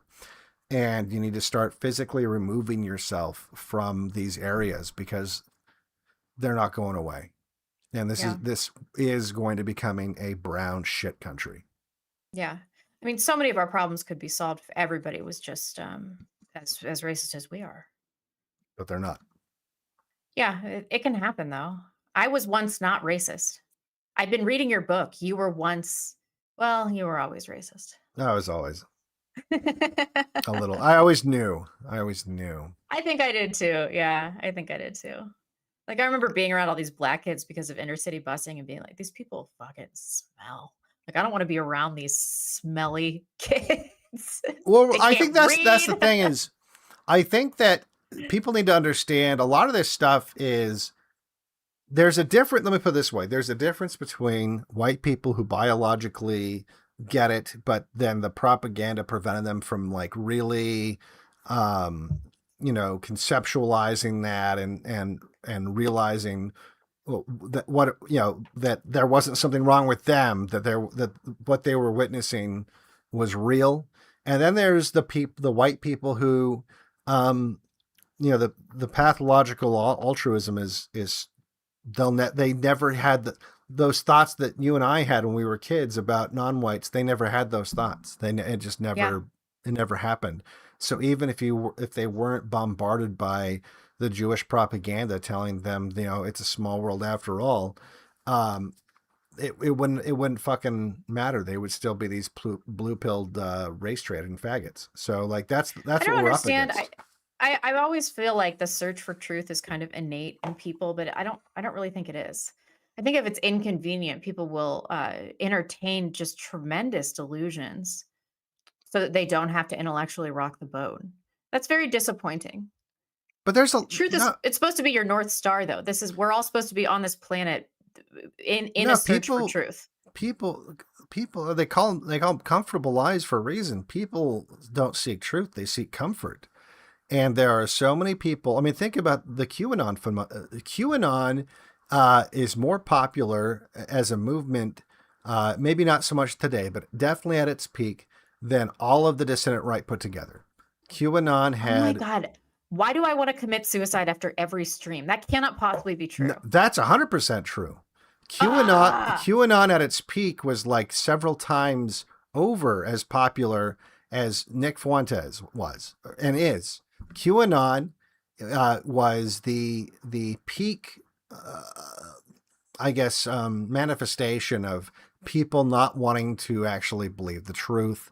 And it was mostly white people that had all these anxieties, but they were unwilling or unable to articulate them in a racially coherent way. And so they defaulted to Fantasyland, superhero movie logic, where Trump was secretly raiding Tom Hanks's house and, arresting all the Hollywood, let's not think about the Jewish part. Hollywood people, and the secret pedo tunnels and yada yada yada. Like that's basically that movement was huge, huge. And now you and I were not retards, so we weren't watching them. But if you look at the numbers of the viewership, even now on Rumble, like one of the biggest offenders during this era was called the what was it, like X22 report, I think it was called. Yeah. Is still one of the top channels on Rumble on the entire platform. And it's just nonsense. Like it's and there's lots of them. There's lots of people like this, and it spread to Normieville. I had people. I had a cabbie once. I forget where I was going now, but I had a cabbie taking me somewhere. I want to say maybe 2018, 2019 or something like that. Yeah. And he was like, "Oh yeah, I've heard about this QAnon thing," and I was like, "Oh my god, I'm gonna fucking Oh kill this guy." no. And Yeah. and he was trusting the plan. So I would say, as much as it is the default position for people like you and me, and probably many of the people in the audience, that you want to know the truth, and it doesn't really matter what what makes you feel good, you would prefer to know the truth. I think that's unusual. I don't think that's like a normal or even common trait of white people at all. I think that No, that's true. I That's think true. there's I just a want to lo- believe. I'm entertaining my own delusion here. Because Well, you yeah, can no, you can still be super racist and have a pretty normal life. I do. yeah. And look, part of it is now something that wasn't in my book that I was thinking about adding, but I might not add it because it's not developed enough. But one of the things I was looking in terms of like the outgroup preference and stuff like that white people have. It's not that whites totally lack in-group preference. Because it does manifest in things like okay, well, people make fun of white people when they're watching like the World Cup or the Super Bowl, and they're losing their fucking minds, or they're at a MAGA rally or whatever. Like they do have a understanding of group and group loyalty and wanting to be part of a group. The difference is unlike other races, their loyalty has a very strong prestige component. And if you think about it, that's part of why Jews for a very long time have always depicted whites who are racist as like hillbillies, stupid, poor people. And whether you're talking about, or even people like Michael Scott in The Office, where like when he would say racist things, he's the heel. Like no one wants to be that guy. Don't be that guy. Like you might find him endearing in some ways, but don't be that guy. Or even like Homer Simpson before like they made him woke. Like same when he would say like quote unquote ignorant, racist things. Same thing. It's like you might want to go have a beer with Homer Simpson, but you wouldn't want to be him. You don't want to be like the fucking barely sentient, guy who drinks radioactive coffee, and so like that's I think the big difference is they control what's cool, and in fact, if you've noticed, and I feel like unfortunately it is going to kind of burn out because of this. Because in some circles it became cool to talk about Jewish power and to quote unquote indulge in some online anti-Semitism. There were people who weren't out of any kind of intellectual understanding of the situation were still signaling that yeah Jews are dumb, I hate them too, like they were, because they were signaling that they also wanted to be part of that group because they sensed there was now beginning to be some prestige attached to that kind of signaling. And it wasn't just because of the right. It wasn't just because of the right talking about Jewish involvement in porn and things like that. It was also because, and often the left has control of prestige, it was because the left was heavily criticizing Israel post October 7th. So that's the thing is I think that one of the things that we have to come to terms with is the most white people are I feel like this will change and respond. Like I feel like right now it's evolutionary pressures are being applied, and I think so. Given enough generations, this behavior will necessarily have to be bred out of white people because if it's not, like you'll race mix and you will cease to be white. But the people that continue to be white in like 3, 4, 5 generations won't have that behavior nearly in the same concentrations because they will be the results of white people who weren't that still had high in-group preference, and despite all That these is the pressures. reassuring thing about genetic realities, that some of the Right. behavior will carry through. So it's a double-edged sword. Right.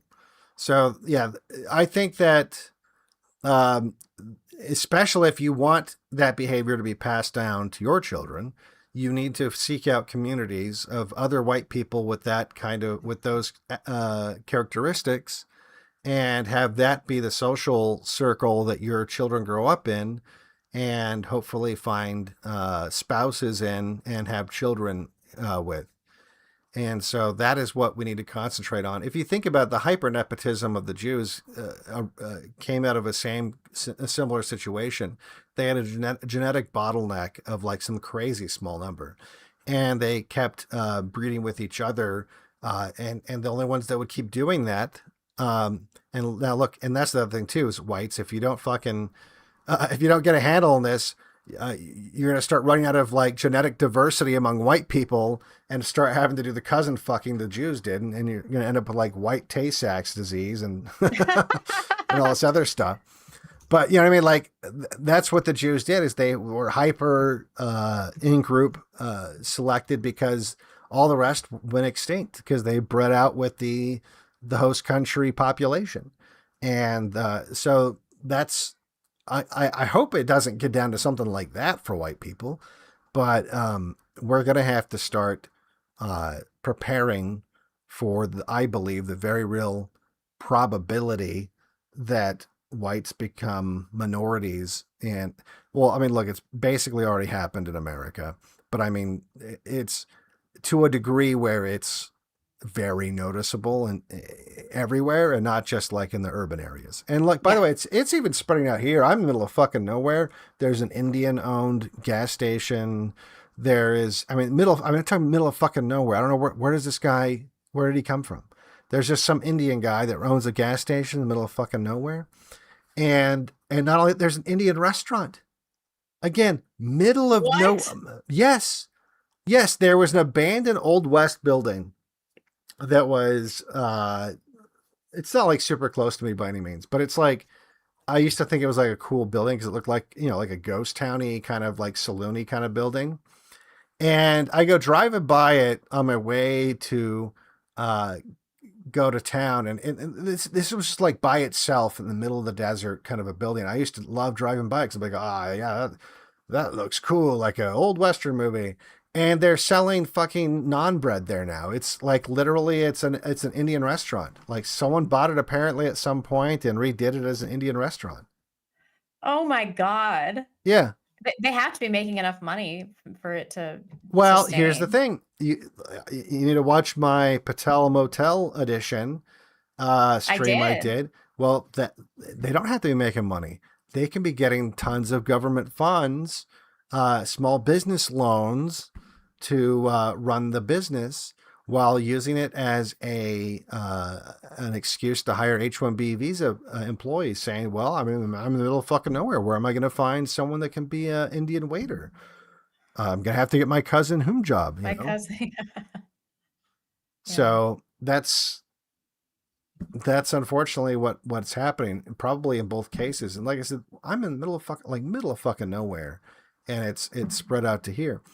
And so I think that increasingly that's going to be an issue. And then already the ethnic solidarity among whites in the elite is essentially non-existent. So there's no real end in sight as far as I'm concerned. So the Yeah. only alternative is we got to tribe up and live together at places. Let's talk about something else that's really blackpilling, the reaction to this Tate arrest. Well, it's related. Of course it's related. I'm seeing so many people online, of course Fuentes says, we need to support Andrew Tate. I'm like, why? And I'm seeing this problem in the dissident right where people want to blame women who are largely at fault for a lot of problems. Blame women more than they want to have racial autonomy or more than they want to have racial unity. And I think that this is a massive movement problem, that this might fracture us entirely. Well, no, one thing you got to understand, a lot of the manosphere is not white guys. A lot of the manosphere is non-whites, and that's precisely why they are unsuccessful in the dating market in white countries.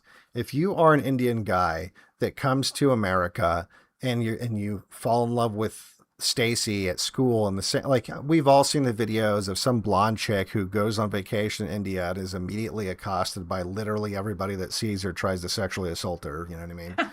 And so if you're an Indian that comes to an entire country full of white women, and you're just going to be walking around sexually frustrated because white women typically, while there are exceptions, typically do not go for Indian guys.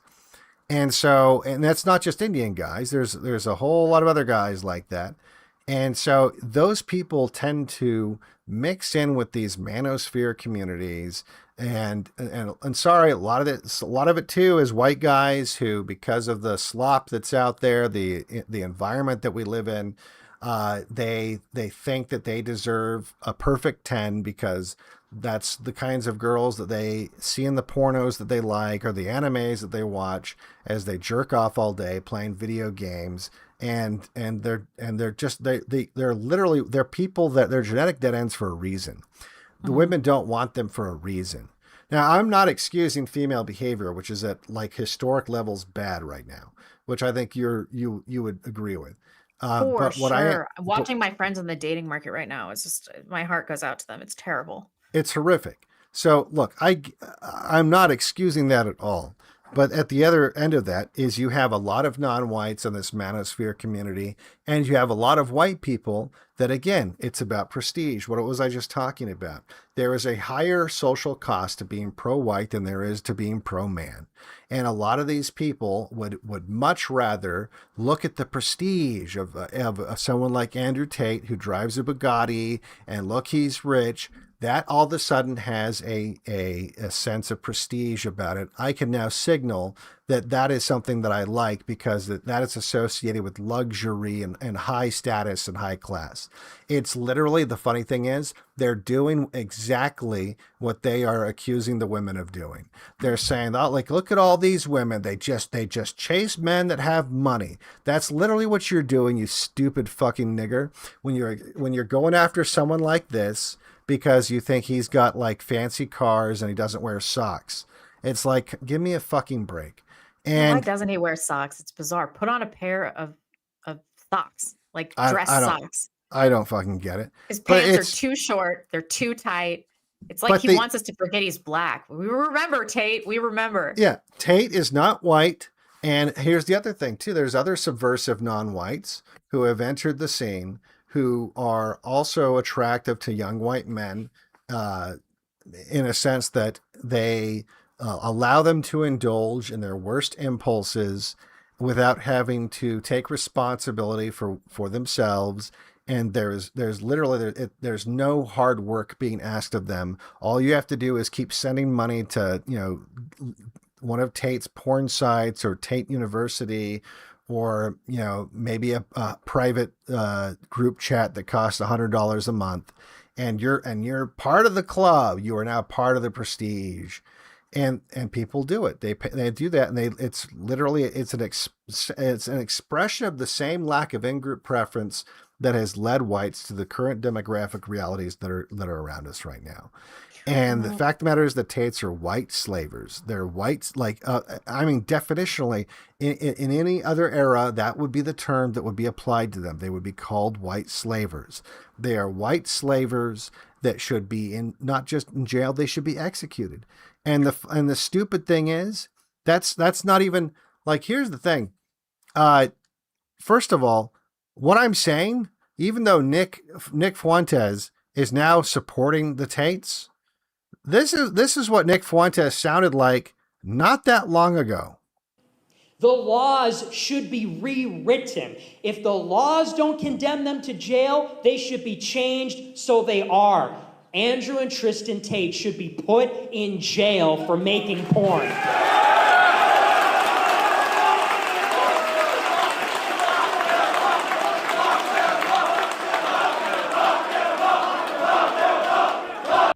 That's before he took the deal. That's before he took the deal and went mainstream and started cashing in by selling fucking pedo merch. And look, this wasn't like a one-time comment. Andrew Tate is a pornographer. Like, let's just be very honest about what he is. Whatever you think of him, that's what he is. He's a pornographer. He makes porn. That's how he made his money. That's how he makes a living. He was a fighter. Fighters aren't worth $1 billion or $100 million, however much he's worth. Fighters don't, unless you're Floyd Mayweather, fighters don't make that kind of money. He made his money through pornography, which is like the definition of selling your soul to the devil. What do you think that means?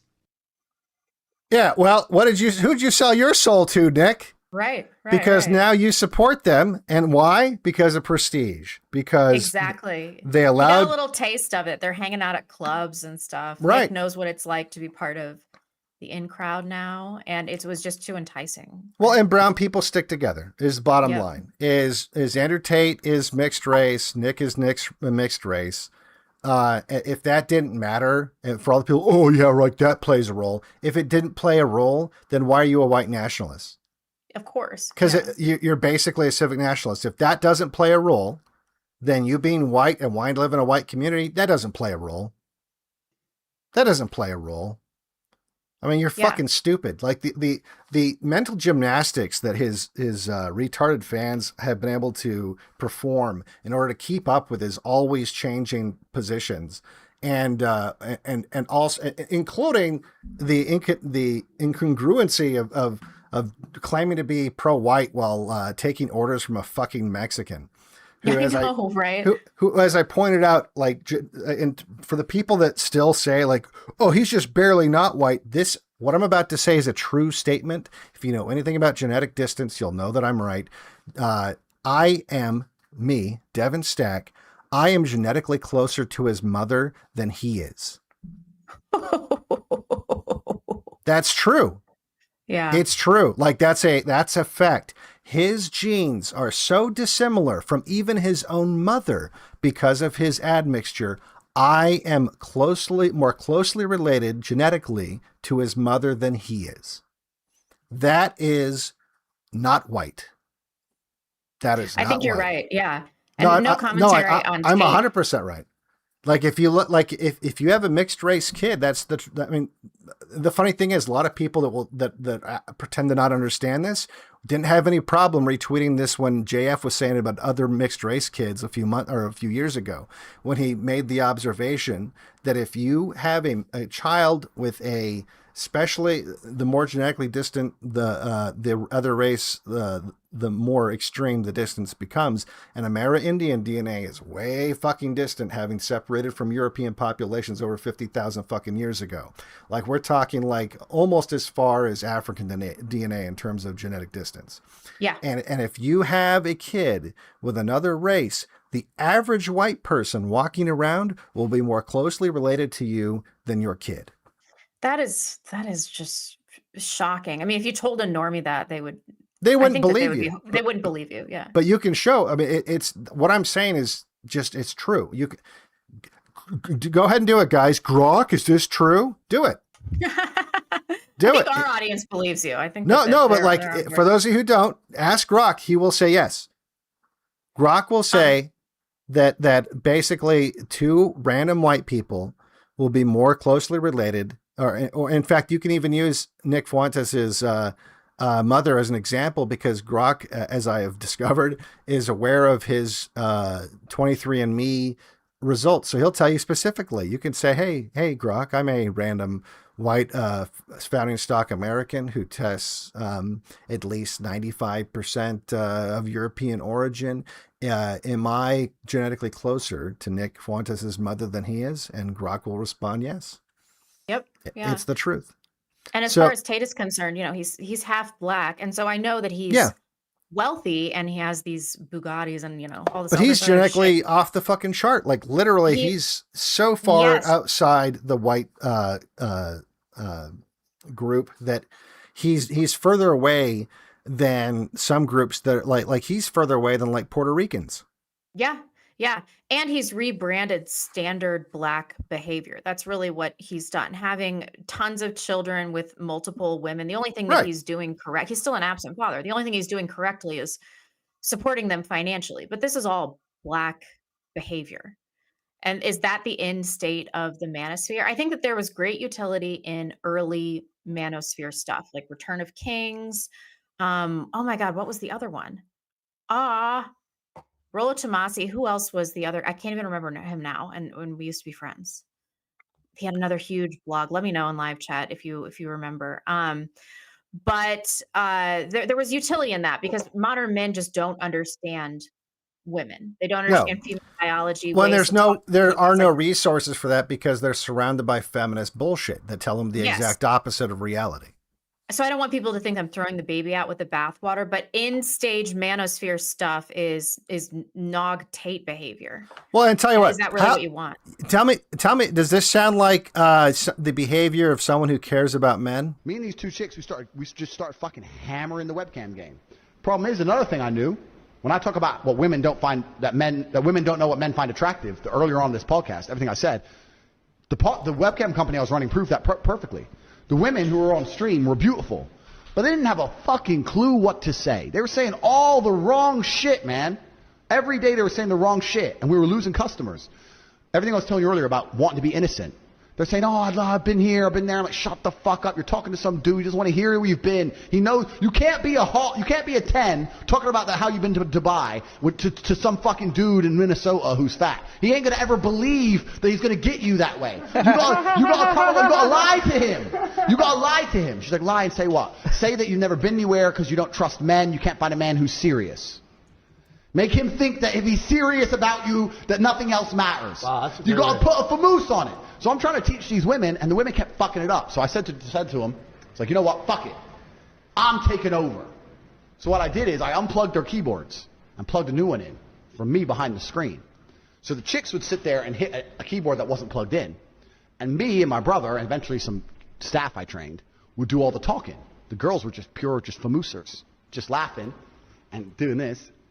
The titties out, and they were talking to fucking ice cold hustlers. We were taking their money, all of it. And they come and say, well, what kind of, all of it. We were fucking milking them dry. Women haven't got a clue how to famoose a dude. They don't have, because they rely on their looks. They don't have any of the intellect. They have no game, nothing. Nothing. Nah. You get a man with game and give him a female's body, a female avatar. He will fuck a guy up. I had these guys selling their houses, life savings, loans, all of it to me. Give me it all. So like, and it's basic shit, right? You'd have a guy. Feel bad or no? Fuck no. How could you not feel bad about that? So does that sound like a men's rights advocate, or does that sound like a guy who's scamming men? Yeah.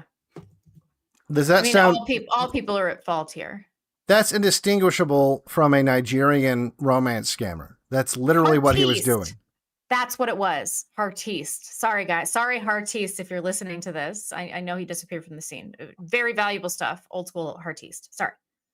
No, and here's the thing. Men, myself included, when I was younger, have a hard time understanding female nature because it's portrayed in movies and in school and in even church as like women are all these like perfect angels that can do no wrong and you better not hit one and blah, blah, blah, blah. And so you're like, oh yeah, they're like these little innocent puppies. And then the first time you encounter like an evil, vengeful bitch, you're unprepared for what you don't know that could happen. And it destroys a lot of men. And so they flounder and they struggle to figure it all out. And unfortunately, sometimes they get tricked by people like Andrew Tate because he's offering, look at me, I drive a Bugatti and all these hot chicks want me. Don't you want that world? Don't you want that? Like, I don't get fucked over by women. I fuck over women. And so men get attracted to that. And for the people acting like, oh, well, he didn't actually do anything. First of all, I don't care, even if he didn't. But are you trying to tell me that this is doing nothing? These are the girls that a white slaver, manipulated into doing porn for him. Does this look like the kind of behavior that you think this should be acceptable? You think a non-white should be allowed to do this to a white girl under any circumstances? Tell me you love me.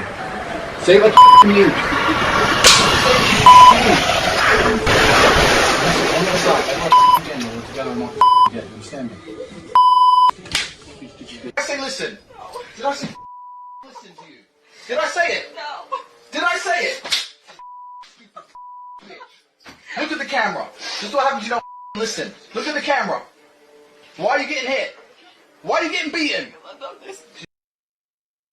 Is that what you're fine with that?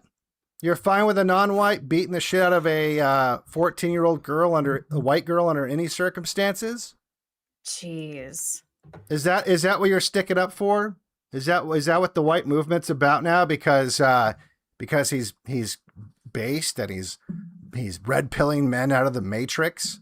You guys are fucking retarded. Anyone that, like, I swear to God, anyone that supports Nate, one of the Tates, you guys are fucking dead to me. You're dead to me. I can't. I bet some of the allegations at least are true, based on this footage. Well, even if they're not, fuck him, because he's a pornographer and he's a white slaver. But obviously he's a rapist. Like, come on. Yeah. Obviously this is the shit he did on camera that he knew he was doing on camera. Imagine the kind of behavior that went on behind closed doors. Yeah. And just because women have ruined they've been like the boy who cried wolf in terms of like false rape allegations in recent decades, does not mean that rapists stopped existing. Okay. Yeah. And that Andrew Tate doesn't exactly fit the mold of what these fucking animals are. So anyway, it's insane to me that there's people out there actively supporting this guy and that some of them consider themselves white nationalists. You guys are fucking disgusting. Yeah, I totally agree. I mean, and this all should have been, if people would have been scrutinizing them for being non-white, then they never would have fallen into this trap. I mean, we have an allegiance here. We have a number one allegiance, and that is to white nationalism. And anything beyond that, people need to really evaluate the situation here. He's not white. Case closed. Case closed. Right. What's the problem here? And that would have prevented us from the well. And think of it this way: even if, let's say, he was 100% innocent and he didn't do all this stuff and he wasn't a complete slime bag and he didn't run porn companies and he didn't basically get all of his wealth by scamming lonely white people in America. Let's say none of that was true, even though it is. Let's just say none of it was true. Why are you putting any advocacy energy whatsoever, which there is a finite amount? Why would you put any of that towards a non-white cause when we are facing an existential crisis? That is fucking ridiculous. It means that you're not taking the problem seriously, that this has just become some kind of weird little social media game for you. And this is the latest fun thing to advocate for. You're no different than the fucking stupid liberal bitches that change their avatar to a black fist because they're signaling that they too are part of the virtuous cause of Black Lives Matter. You are just signaling to a different group, but you're signaling like the same stupid vapid hoes that you claim to hate. You are signaling that you too are in support of the based fucking son of a CIA agent nigger. Like, that's literally what you're saying. I mean, you are no different. You are a basic bitch. Angry Devon is the best Devon. But I don't know. I wonder if people in our sphere, because we've moved so far away from the Nick Fuentes sphere, aren't scrutinizing them with the same level that we are. No, and I bet. Look, obviously, if you're a regular in this circle, you get all this, and you Yeah. probably understand this. I'm sure there's not a whole lot of crossover at this point. Most people are starting to realize, like even like the most deluded groypers are starting to figure out, like, wait a second, this Nick doesn't sound based at all anymore. You know, like there's a lot of people starting to figure this out. Okay. But it's not just Nick. There's like lots of people that I would consider, I mean, as in white people. Like Nick's not even white as far as I'm concerned. It doesn't really matter. Yeah, like he's just some brown entertainer. But there are people that are white, and I'm not going to sit here and name names. But there are people that I've seen on the timeline that has surprised me that they are, well, I don't, not like they're leading marches in Washington over this, but like they're using their influence points towards something that is fundamentally anti-white. Yeah. But it's easy to tell who's doing this. I mean, I don't understand why, as a movement, we're not being more discerning. Well, look, that's what I'm doing right now. Is I'm trying to explain like why this is necessary. You know, I'm just so. When I wrote the book, I came to the conclusion, really, and it'll be out hopefully pretty soon. It's in the process of being edited right now. In fact, I'll be talking to people tomorrow, I think, about when we can get it out the door. But the thing that I came to the conclusion was a lot of the bad behaviors that you see from whites within the pro-white movement that seem inexplicable to me. Upon further examination, it's the sources of these behaviors are the exact same sources of the other behaviors that have been self-destructive to whites. Totally. Yeah. And so when you see like whites that start prioritizing profits and over their race, and so they justify immigration of like the high IQ immigrants that are not white or whatever, and they tell you, well, I'm just being pragmatic or whatever the reasoning is. That's the exact same behavior that you see when you have people in the so-called pro-white movement advocating for non-whites. They're basically using it's the source of that impulse to do that, to signal that, like, no, look, I like non-whites too. Like, that's really what you're doing. I mean, you're literally signaling no different than a boomer with his base black friend. You're just being the guy. Yeah. You're just like a zoomer with a base part Mexican friend. Like, there's no difference whatsoever. There's zero difference. And we have to be totally unconcerned with this. Right.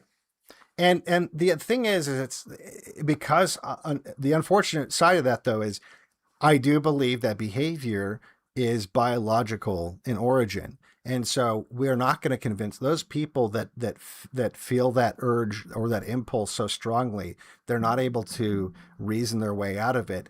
They're a lost cause. And in fact, you kind of want them to be, because you want their genes to die. You don't. And so in a sense, you kind of do want them jacking off to Andrew Tate's porno while chatting with some Indian guy that they think is a girl. Like, because you don't want them reproducing. You don't want them reproducing. Yeah. Yeah, because they are basically, in a sense, Andrew Tate is creating almost like a genetic filter. He's basically filtering out the genetic trash that can't see through the bullshit and instead feel like they need to pay him for Tate University or whatever stupid shit they sell that has made them so wealthy. Yeah. It's disappointing. Man, but we should be looking at anything that is trying to prevent white unions and increasing the white birth rate as some sort of Jewish operation. Always. Right. So the manosphere always should have been under some scrutiny. I understand the state of women is horrible. You would not believe the stuff I saw in New York. But well, I believe it. Well, it was mostly the tattoo situation. Like, I would see a beautiful woman, like beautiful face, beautiful body, just covered in tattoos. I'm like I've never seen a tattoo that has made somebody look better, especially a woman. And so it's just this visual image of the destruction of female beauty. And it just makes me so sad. And tattoos are the tip of the iceberg in terms of the female problem. So I understand why it was so appealing. But this is what these people do. They identify a legitimate problem, address it superficially, and enrich themselves to a level that none of us can possibly imagine. Can you imagine having Tate money? Right. Dude, what the things I would do. I'd be giving Mark Collette, like, I would just give him $10 million. Here you go. Well, and the fact that these guys don't do things like that shows you everything how you you need to know. know. Right. Yeah. It's not like these people are putting that money towards creating like actual institutions for men to attend and better themselves or anything like that. It's all, they're just using people. They're just using people, and they never were able to manage to embody genuine masculinity. They weren't able to do that in a meaningful way. So that masculinity is not about, wealth is a component and game is a component of all that, but to be truly masculine, that's a confidence that comes from within. And it seemed to me like their masculinity has always been superficial, that their confidence has always been superficial. It's just too much with them. Like masculine men, they're lumberjacks and they're working on oil rigs. They aren't wearing faggot capris and scamming white guys in Minnesota. Right. Right. All right. Well, should we take a look at some? Oh, you know what? Before we do that, we have to talk about our sponsor. We do. Antelope Hill Publishing is the premier American publishing house for informed and principled political dissidents. They publish essential authors like Dr. Kevin McDonald, David Irving, Carrie Bolton, and Dr. Ricardo Duchesne, Josh Neal, and more. Their catalog includes original works on modern issues like the opioid crisis and the people and networks pushing transgenderism, as well as original historical sources from National Socialist Germany, Fascist Italy, Spain, Britain, Japan, Hungary, many available in English for the first time exclusively through Antelope Hill. Their catalog also includes thrilling fiction novels, beautifully illustrated and wholesome children's books. Their latest book includes, for the first time in English, a selection of writings from 23 issues of La Conquista del Estado. They are essential to understanding the early foundation of Spain's revolutionary right and are sure to be appreciated by scholars and enthusiasts alike. Whatever your interest is, you're sure to find something you want at Antelope Hill Publishing. Check them out and support our friends and our sponsor.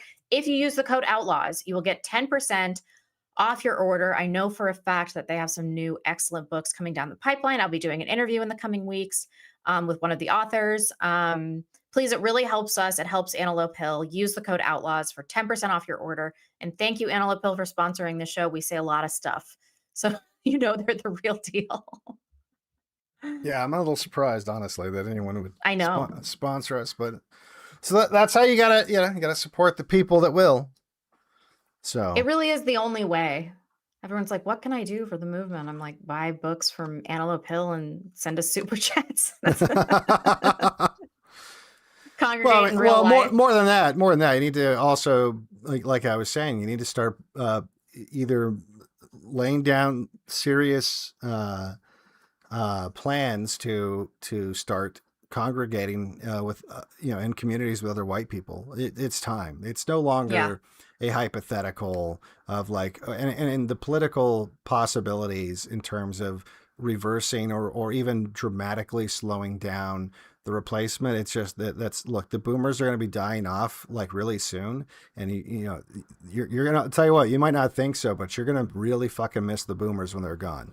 When all of a sudden your voting power is cut by like a third, because that's how fewer white people there are. And that's how, in fact, you thought it was hard to get a white guy on a jury before. Well, wait till like all the retired boomers that have nothing better to do than to go show up for jury duty are all dead. And now it's just unemployed nigs on the jury. So do the math. And so it's time to start making that move now before you end up in a Shiloh Hendricks kind of situation. Yeah. Yep. It only takes one Somali kid stealing from you. Yep. Let's do some supers. All right, you're gonna hear the stupid intro thing for like a split second. Hang on, I can't disable it before I flip to it. But hang on. That's okay. You're watching Outlaws.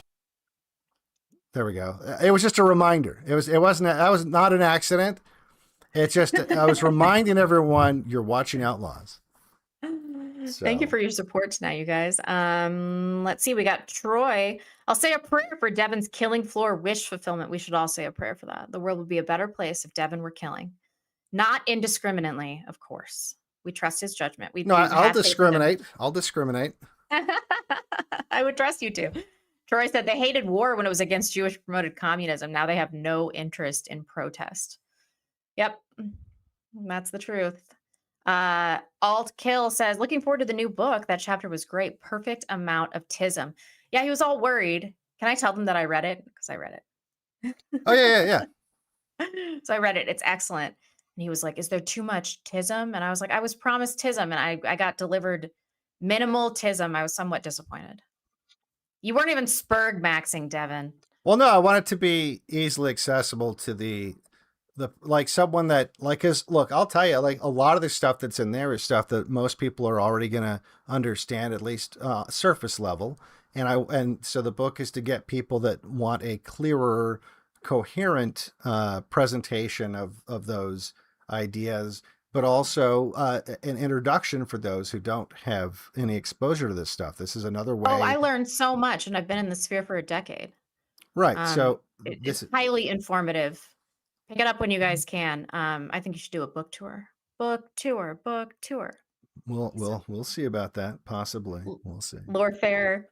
How much better or worse will it get even when the boomers go away? Even though they're the most brainwashed, I still think it only gets worse. Wow, this person said this way earlier in the stream. Prestige signals will distort when they go. That is it's exactly what Devon just said. Well done. He preempted you.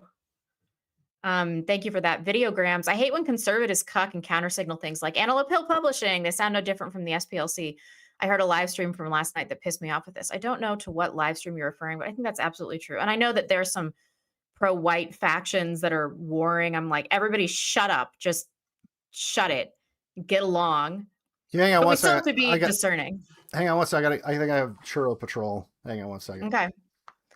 Don Browning, big dono, thanks. Romega, you sent a big dono too, so I'm gonna have to wait until Devon gets back to read this so that I can give it its due. Man, you guys, New York. I don't know who amongst you lives in New York, but it looks terrible. It just looks awful. I was staying in the Lower East Side, which when I was living there, it was kind of like an up and coming hipster neighborhood, and it just looked like total shit. Just filthy. The bum problem is worse. It's so much worse than I remember it.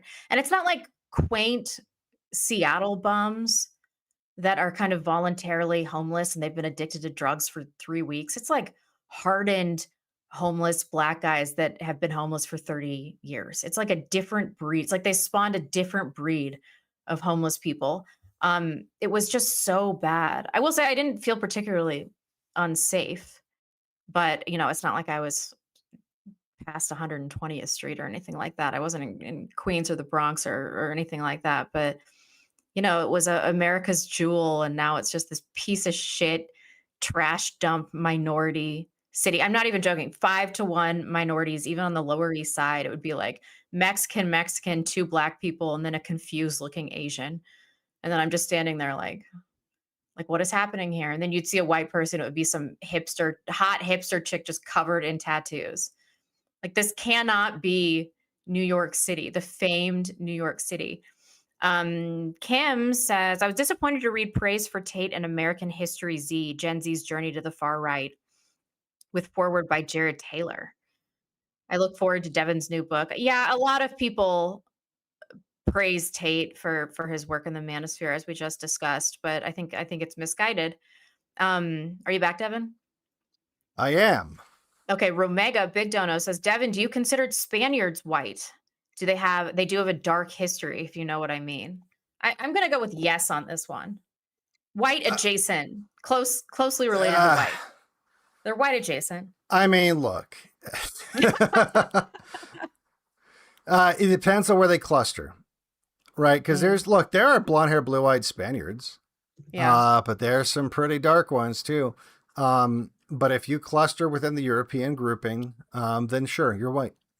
Like there is a distinct cluster of people that are of European origin, and there are some people that stray dramatically away from that center. And look, for example, one of the things that I found shocking, but also kind of not that shocking, there are groups of Southern Italians who don't only group really far away from the Northwestern Europeans, but they group right next to Jews, like right next. Like, I mean, like they're basically the same. They occupy the same space. And there's a lot of it makes sense. There's a lot of features in certain, like Sicilians and like, Southern Italians, they look kind of Jewy, and vice versa. Like that's why in movies there's a lot of Jews that play Italian mobsters, and no one really was like, that doesn't look normal. It kind of worked out. Yeah. And so, and there's different groups. Like you could even say like the Finnish group, pretty far away. In fact, they're almost like their own unique race because they were isolated and far enough away from a lot of the European populations and in closer proximity to the Asian populations that they kind of have like their own thing. But I would consider them white, and so they're because they're close enough to like the center, right? Yeah. So I would imagine a lot of Spaniards fit in there. I mean, there might be some that don't. I think I'm good over here. Oh, there's one more. Would like to see a stream where you guys promote some groups we can try to group with. I mean, as always, I recommend Nova and Patriot Front. I think that they're the real deal. I've had excellent interactions with both of them. We're trying to get Thomas Rousseau on for a little chat. I think that that's probably going to be coming in the next week. Yeah, if you have an opportunity to join, their people never got back to me. They were supposed to get back to me on Telegram. I've been texting with them. Oh, well then tell him to fucking get back to me. He said he can do it tomorrow. I was gonna have him on an Insomnia stream, but then I never heard back from him, so I was like, all right. Oh, you should have him on Saturday then. I'll talk to Thomas and see if he's available for Insomnia stream. Can I get it because it's late? Not everyone wants to be up all night doing that, but so I'll get it if they don't want to do that. But it saves me from having to prepare for a stream. All right, we're good over there. Thanks for your generosity, guys. All right, so we're gonna go take a look here, and all right, generous super chat or Rumble rant. I guess they're called rants on Rumble. Rant from Astralis 725 Nubian monkeys. Thanks to Devon and Rebecca for these insights into the unforeseeable future derived from past events. Have some shekels for this. Well, I appreciate that. Thank you.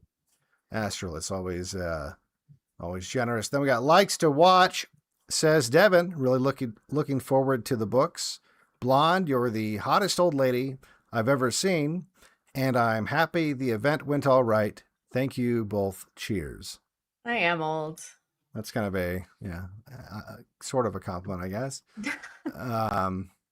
Then we got Corsica SS says, I'm pro death penalty because there's no way to take away a convict's spank bank. There's no reason to let them jack off every night thinking about your loved one's final moments for the next 30 years. Well, I mean, look, there's no reason to keep them alive at all, period. Like, there's no reason. There, at no point will society be like, well, thank God we didn't execute that murderer. Like, no one's going to ever have that thought. There's never going to be a moment when, like, that is a thing. And so the only reason why we're keeping these people alive is because we have these emotional thinking retards in charge. And so, or subversively, actively trying to destroy our society. So there's that. Do you know what this genetic, the race similarity scale is called? Is it the principal component analysis plot? Is that? Yes. Okay. I want to see this. Yeah. Yeah. There's different ways you can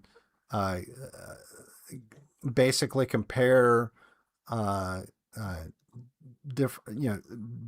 compare groups, but there's reliable ways where you can determine their ancestral origin by grouping by grouping different characteristics together. And so there's different.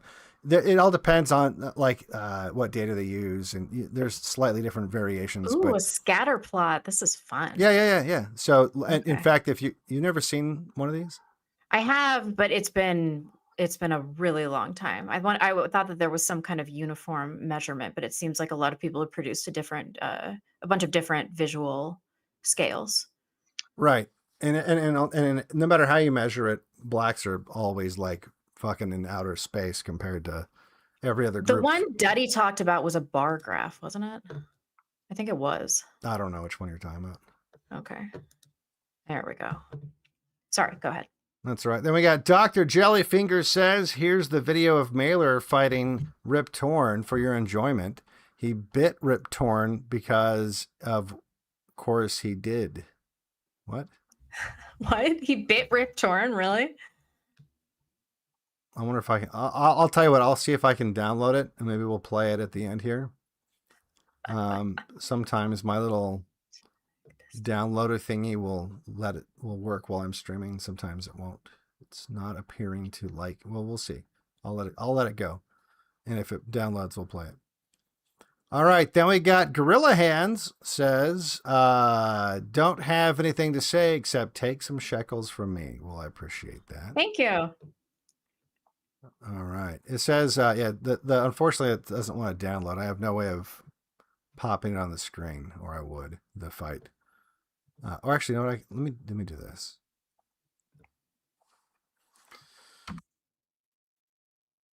Let me try this. There's a possibility I can do it this way. Wow, there's a huge genetic gap between the English and even the Greek. Yeah, no, the Greeks, all the Southern Europeans are there is a distance, as you say. And like I said, that distance is It's actually very close to Indian. If you're Greek, you're closer to being Iranian, Indian, and Southwest Asian than you are to being English. Am I reading this correctly? Yeah.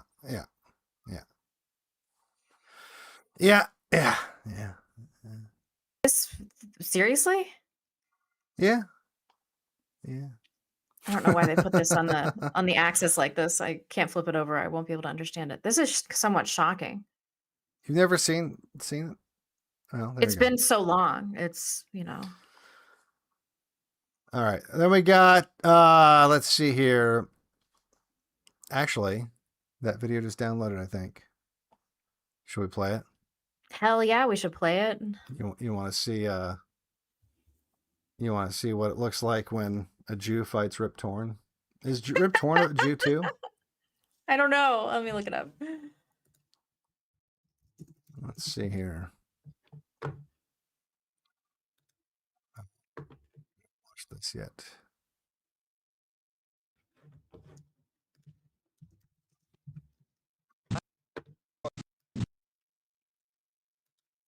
It's gonna be funny.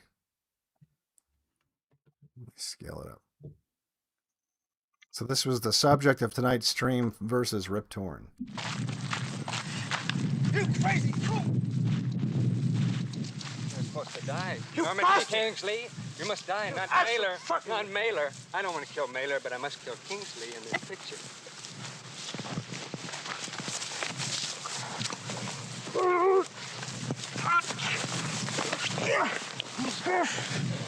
Norman. Let go, let her.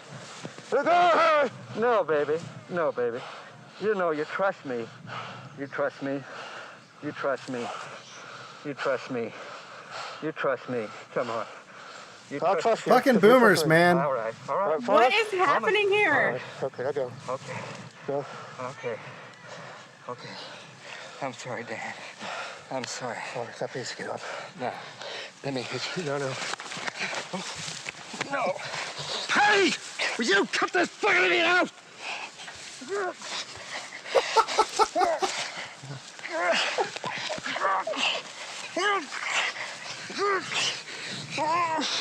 He's choking him out. Go Rip Torn.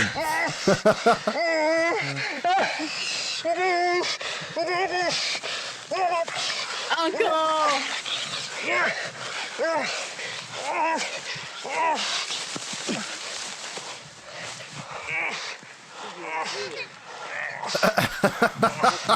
Oh shit! What is this? Let's stop. Here comes the boomer woman. What have you done? What have you done, you motherfucker? Get off of him, you son of a bitch! What have you done? What have you done? Now there's kids crying. Get off! Get off! Norman! I'm not hurt. Yes, you are. He's hurt worse than me. No, man! You got your hand is bleeding! Yeah, because he hit me with a hammer. What is that for the hammer, man? Oh, what a nightmare the 60s was. I really did, baby. I had to do that. You know that. Look what you did to my kids. Oh, look! What the fuck have you done? That's the actor for you. No, Norman. Oh, Norman, it's all right. Wait a minute, let me see your hand. That was... I'm taking the scene out of the movie. All right, get a truck. Just Get a truck! No, I'm perfectly all right. Let me see your head. Yes, I'm okay. Let me see your head, Norman. I'm okay. It's okay, Bella. I'm all right. Oh, what a nightmare it would have been to grow up in this era. I think it's bad I now. gotta read the story behind this. The infamous unscripted 1970 fight between Rip Torn and author-director Norman Mailer occurred on the set of Mailer's experimental film Maidstone. Frustrated by the lack of direction, Rip Torn unexpectedly swung a hammer at Mailer's head to assassinate his character. Mailer retaliated by wrestling Torn to the ground and biting a chunk out of Torn's ear. Both the brutal hammer strike and the resulting bloody bare-knuckle brawl were caught on camera. The Criterion Collection hosts an in-depth look at how this event blurred the lines between fiction and reality. Oh my God! Shut up. For real? Yeah. Rip Torn's not Jewish. That's good. I always kind of liked him. Yeah. It's always a pleasant surprise when they're not Jewish. All right. Well, there we go. We got let's see here. The Supreme Rabbi Satan just says shekels. Tom O'Hawk says still waiting for the Carr brothers to be executed here in Kansas. It's also tiresome. Yeah, it takes forever to execute people, and then usually, they're just basically trying to run out the clock until a Jew can save them. Yeah. Real Starfish Prime says, Captain Stack, you missed a few donations during the Insomnia Golf stream Saturday. You should read through them. Big dono from Blue Cord and a couple peasant donos from me and Rabbi Satan. I'll take a look. I got a message to that effect, and I think actually I don't. Rumble just does that sometimes. I think it just doesn't pop up for me for some reason. So I'll go back into the history because it does keep a record, and we'll go over those on Saturday for sure. But I appreciate that. But yeah, that. If I don't read it, it's not because like I'm doing it on purpose. It's usually because Rumble isn't showing me. All right, then we got Friendly Fash says, Rebecca, I saw a picture of you at the recent gathering. Your hard work paid off. 1,200 calories is nuts. I cut at 2,700 calories. Oh my gosh. Devon, I love the lyrics to your music. You've put soul into the machine. You have. It's excellent work. And thank you for that. That really means a lot. I worked really, really, really hard. And it's not over yet. So got to keep at it. Devin and I were just talking about that today. It's like maintenance. A lifestyle. It is a lifestyle. Yeah. It's a lifestyle, okay? I know. I wish it weren't, but it is. Unfortunately. The goy slop must always be rejected. The Shadow Band says another drunk dono can never get here or get in here in time to watch. I've watched live, but I appreciate the work you do. Well, we should have been able to get there pretty close to on time because I didn't even post this till we were like live 5 minutes later. But thank you very much anyway, Shadow Band. Night Train says being white is like being the guest on the Muppet Show. I'm trying to make sense of that one. Being white is like being the guest. Because you're on the Muppet outside Show. and you're always getting harassed. That's true, but usually the Muppets aren't trying to stab you to death. Truth. All right, then we got Cassandra says with a big dono, just says hi. Hi, you're the best. Thank you so much. Thank you Glad very to see much. you here. Yeah, it's very generous as always. We really appreciate that. Yep. And then we got Tomo Hawk says, if Shiloh loses her case, we all need to come together and flood that poor woman with cash. Well, she's Totally. got tons of cash. If she loses the case, it's not going to be money that's going to be a problem. It's the fact that it's the potential for jail time that could be really disruptive to her family, you know. And I mean, look, I mean, I'm not against her getting cash. I'm just saying, thankfully, that's probably not going to be her biggest concern. Then we got Love and Division says, thanks for another informative show. By the way, the humiliation ritual has hit all-time low. I recently saw a commercial featuring a fat black female tandem skydive instructor with a white passenger. Well, there you go. Fallen. Hopefully that parachute never deployed. Then we got Godzilla Hands says, what more need have we of witnesses? We are against the proverbial wall. Yeah. Well, there you go. That's Soon to be a literal wall, I fear. Yeah. And that's the other thing, if you go to a white community, you can build said wall. All right, then we got Sack of Possums with a very generous dono. Says, dry spell, you say? Well, here's a little to wet the whistle. Just don't Thank forget you. to prime the pump. When do we get the inevitable 3-hour crossover stream with Cam and Devon? Dude, I would love to do that. Cameron is he like really hates social media, which I understand because we are just kind of screaming into an abyss, and it's really self-aggrandizing and narcissistic, and I feel like we're at this place where we've said everything. Like no one's going to hear our stream and be like, "Well, I had no idea about black people at this point." So it's like sometimes I feel like with all of my work, like, what am I even doing here? I need to do something else. And I not like quit the show. I love doing the stream, but I feel like we as a movement are ready to move into some real life action. And that's what this event taught me. Like I was like, we need to be congregating in mass. And I think I'm going to focus some of my energies there as well.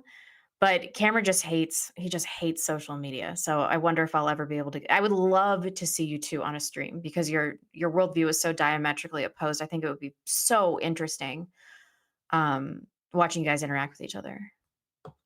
Yeah, You've never talked, have you? I I don't know much about him. I think I've seen a little bit of his appearances when you were on the Backlash, like a little bit. But that's like my only exposure to him. So No, Cameron's great. So I don't even know what his worldview is. So, He's very optimistic about our situation.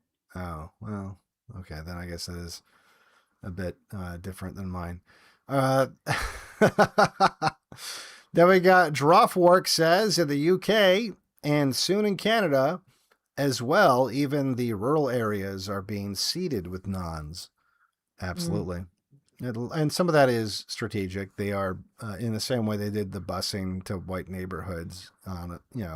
They're doing that on a nationwide scale when it comes to distributing the undesirables into our white communities. All right, then we got Rabbi Baby Foreskin Eater says, as for last week's stream, when people use food, oranges, as justification for foreigners in their land, remember Esau traded his birthright to Jacob for food. Esau is universally considered a fool. Yeah. Well, there you go. And that's exactly, if you I guess to give it a biblical metaphor, that is exactly that's the behavior that you see with white people over and over and over again, unfortunately. Yes. Okay. We're back though. It's reconnected now. Okay. You were coming in as robot Devon. I was getting worried it was my connection. As long as it's your fault, I don't care. Yeah, we should be back. I don't know. This might have fucked up. I don't know how YouTube reacts to OBS dropping connection, but it was only for like a second. We're still live. Yeah. Okay. So we should be good. All right. I'll start that over again. In an early episode, you two discussed getting women on board with public executions by making them exclusive and fancy, well, or giving them prestige, as we were I saying. forgot that we talked about that. I like it. One day we'll have nice things. For now, may I park my lawn chair near the pit? You sure can. Absolutely. But yeah, no, but that is one thing is that's one of the reasons why it's slow going. And if you think about it, look at the people that where they're clearly their in group is triggered by prestige. Look at when they push back against people like Arval. What do? It's a class attack every single time. They say, oh, he's managing a mobile home park or something like that. They never go after him about what he's actually saying or whatever. They try to dissuade people's in-group preference by making him sound low class. And you see Groypers doing that. That's the Groyper tactic. Or anytime a Groyper will get mad at someone for criticizing Nick Fuentes, they will say the exact same kind of response. It's all tied to status. It's never about the substance of what is said. It's always a status signal that there's more status in being a Groyper than something else, and that's really what it is. It's very female coded, and unfortunately, that's how a lot of white people are very feminine these days. Ironically, because they are supporting hyper masculine people like Tate. All right, then we got Kaggle or Kagrila Cage, I don't know, something. With a generous dono says, good evening, Rebecca and Devon. Thank you for all that you do. I look forward to being able to own physical copies of Day of the Rope and Day of the Rope 2 and the new book you shared a chapter of on the Insomnia stream. Well, that should be coming soon. I'm in the works of making that a thing. So I'm so excited. Yeah, like I said, I've got a call with people tomorrow, and that'll probably give me a better idea as to when to expect those to be out there. All right, then we got Professor Chaos says, hey, Dev, so when are going to start a Stack University so you can charge $14.88 a month? Exactly, right? I'll hire a bunch of Indians that tell you how to be white supremacists. Then we got, can you hear Churro? Like he's doing the thing where he a little bitches. bit, but it's not too bad. Okay. He's like, meow. Yeah. Surprisingly, it sounds just like my kids. Yeah, he's not going to stop until I let him out, but I'm not going to let him out just yet. We'll get through this. He's just, oh my God, dude. It's driving me crazy, but if you guys can't hear it, it's okay.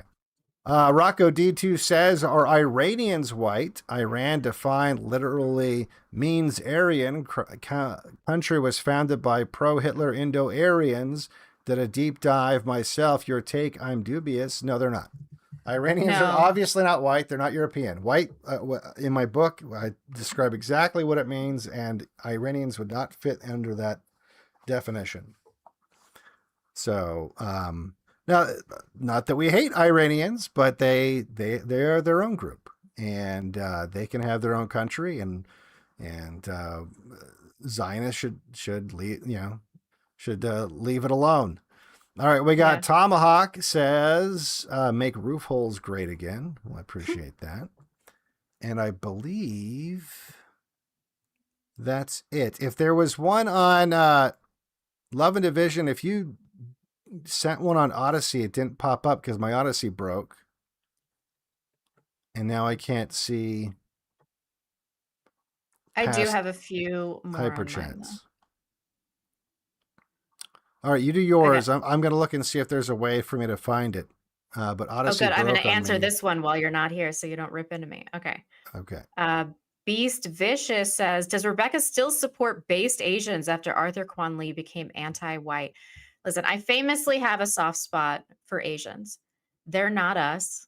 I understand that. But after living in multicultural societies and living next to Asians who are clean and quiet and not dangerous and high IQ, I just can't bring myself to hate them. I just can't. I mean, I'm talking about your top tier Asians. And then after going to Japan and looking at how outwardly racist and well run their country was, I have a lot of respect for Japanese culture, and to a much lesser extent Chinese culture. Although I do take a shine to the Chinese as well. I mean, they're doing a lot of things right. I recognize that they are not us and that they don't belong in our societies. However, if I had to live with 10 Japanese people or one black person, you're going to give me the 10 Japs every single time. You guys must understand that on some level. They're tears to my racial hatred of people. And Japanese, they just don't. I know Arthur, the Koreans too. I have always had a lot of Korean friends. I like the way they approach decision making, and they're ruthlessly honest. Yeah, I don't know. I don't really have a inner struggle about liking most Asians. The Filipinos, though, they can get wrecked. Adrian Yoka says moderate time listener, first time donor. Here's some shekels to last y'all the dry season. We appreciate it. Thank you. And Obadiah Vandal says a little something for the cat food and hair product fund. I appreciate that. Good evening and good night. I am interested in this Asian conversation. If you guys are going to talk about this in the live chat. Yeah, see, people seem to understand. Is Arthur anti-white? I thought he was just Christ cooked. I don't know. Is he anti-white? I remember reading a tweet a few months ago that I was like, what? And I can't even remember what it is now. It's hard though, because Arthur has always been really cool to me. He's always been really cool to me. So, and I've had him on my show. It was a really interesting conversation.